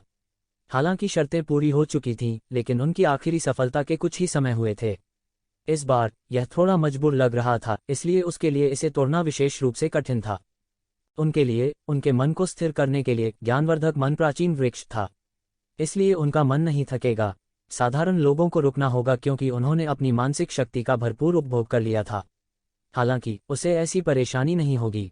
इसके विपरीत, वह बिना रुके लगातार एक उच्च क्षेत्र पर हमला कर सकता था। इसके अलावा उसे रुकने की जरूरत नहीं थी। उसने महसूस किया कि वह एक बाढ़ थी जो लगातार एक बांध से टकरा रही थी।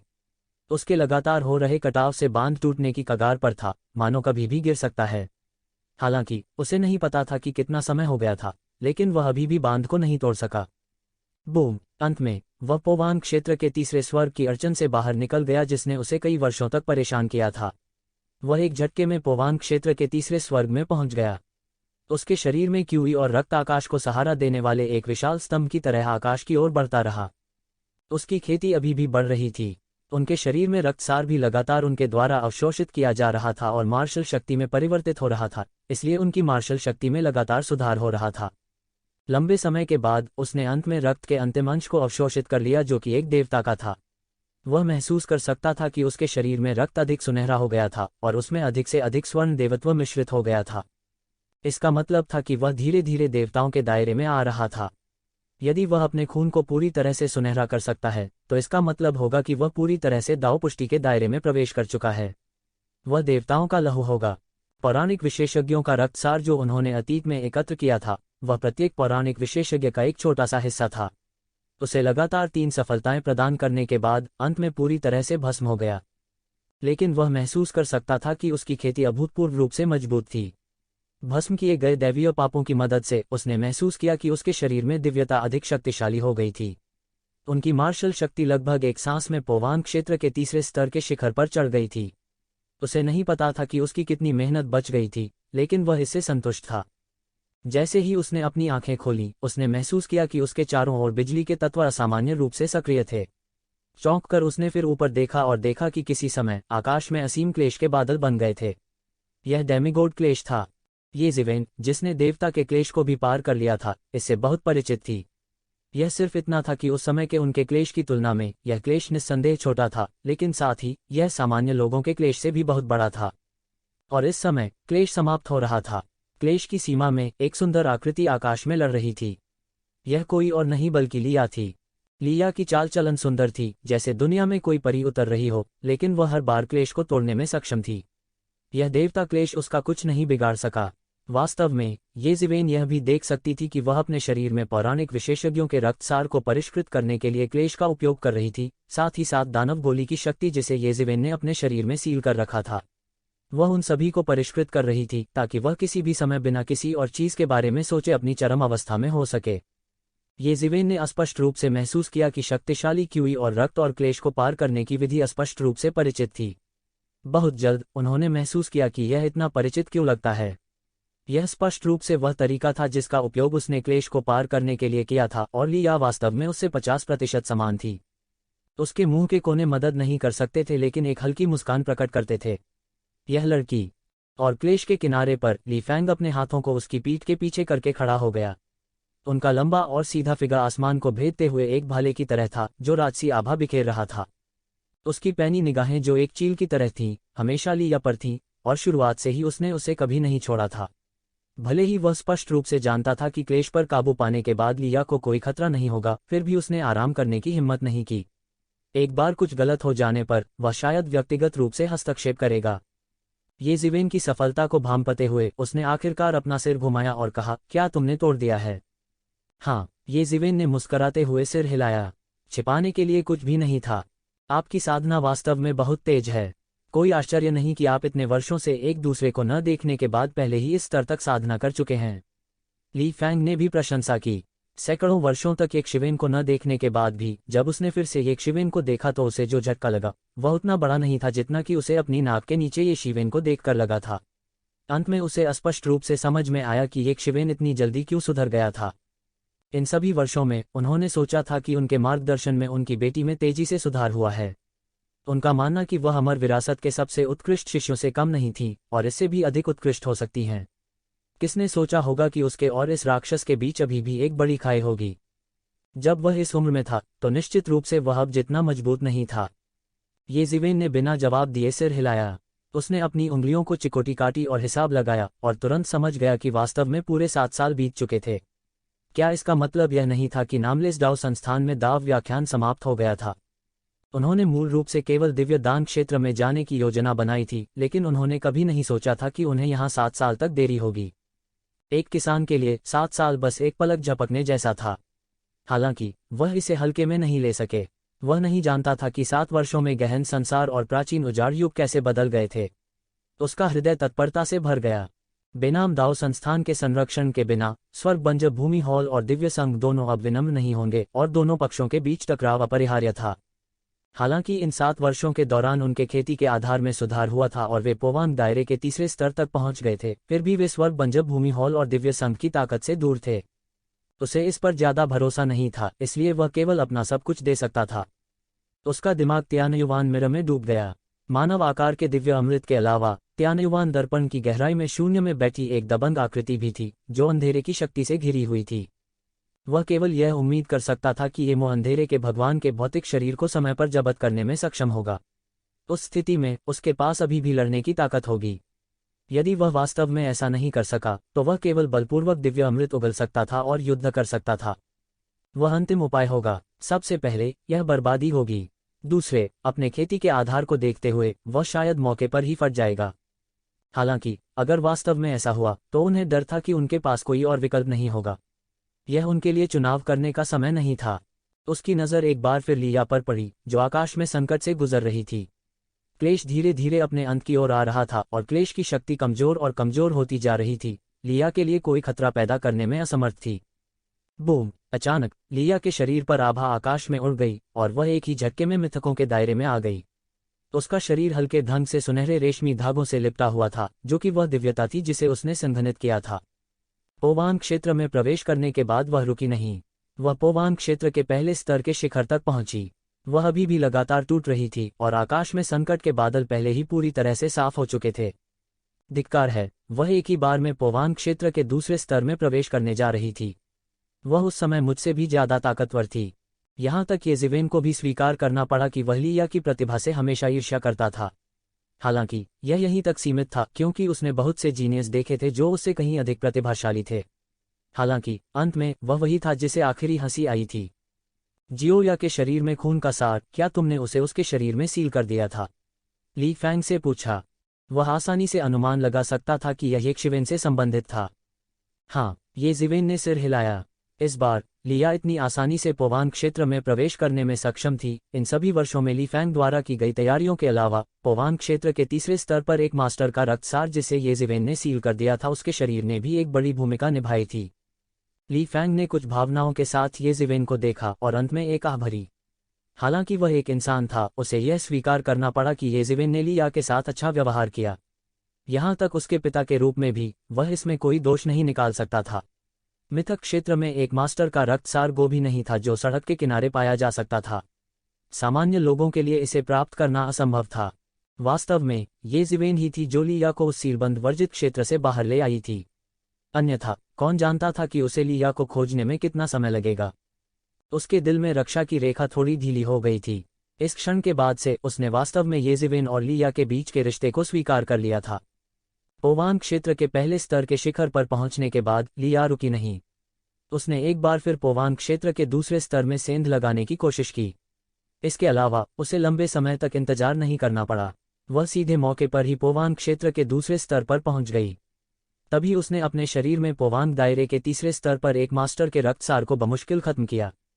उसने अपने शरीर पर आभा वापस ले ली। एक नज़र से उसने देखा कि येज़िवेन और ली फैंग उसे परिधि से देख रहे हैं। वह मदद नहीं कर सकती थी लेकिन तुरंत दौड़ पड़ी। यह देखकर कि लिया ने पोवान क्षेत्र में सफलतापूर्वक प्रवेश कर लिया है, ली फैंग ने आखिरकार राहत की सांस ली। फिर उन्होंने कहा, अब जबकि जियोया भी पोवान क्षेत्र में आ गया है, मैंने आखिरकार एक मामला सुलझा लिया है जो मुझे परेशान कर रहा है। चलो अब एक साथ काम करते हैं और सीधे बाहर निकल जाते हैं। आप कहाँ से तोड़ने की योजना बना रहे हैं? येज़िवेन ने पूछा। मैं इन सभी वर्षों के लिए इस गठन का अध्ययन कर रहा हूँ। मैंने इस गठन की गठनांक की खोज की है। हालांकि यह थोड़ा खतरनाक है। हम फॉर्मेशन आई से तभी निकल सकते हैं जब हम समय के अंत तक यहाँ फंसना नहीं चाहते हैं। ली फैंग ने येज़िवेन की ओर देखा और मुस्कराते हुए कहा कि यह मुस्कुराहट नहीं थी। जियो हाँ, और मैं ठीक हैं। हम यहाँ अकेले मर भी जाएं तो कोई बात नहीं। हालांकि क्या आप ऐसा कर सकते हैं? येज़िवेन ने बिना किसी हिचकिचाहट के तुरंत सिर हिलाया और कहा, उस स्थिति में अब और देर न करें। चलो सीधे बाहर निकल जाते हैं।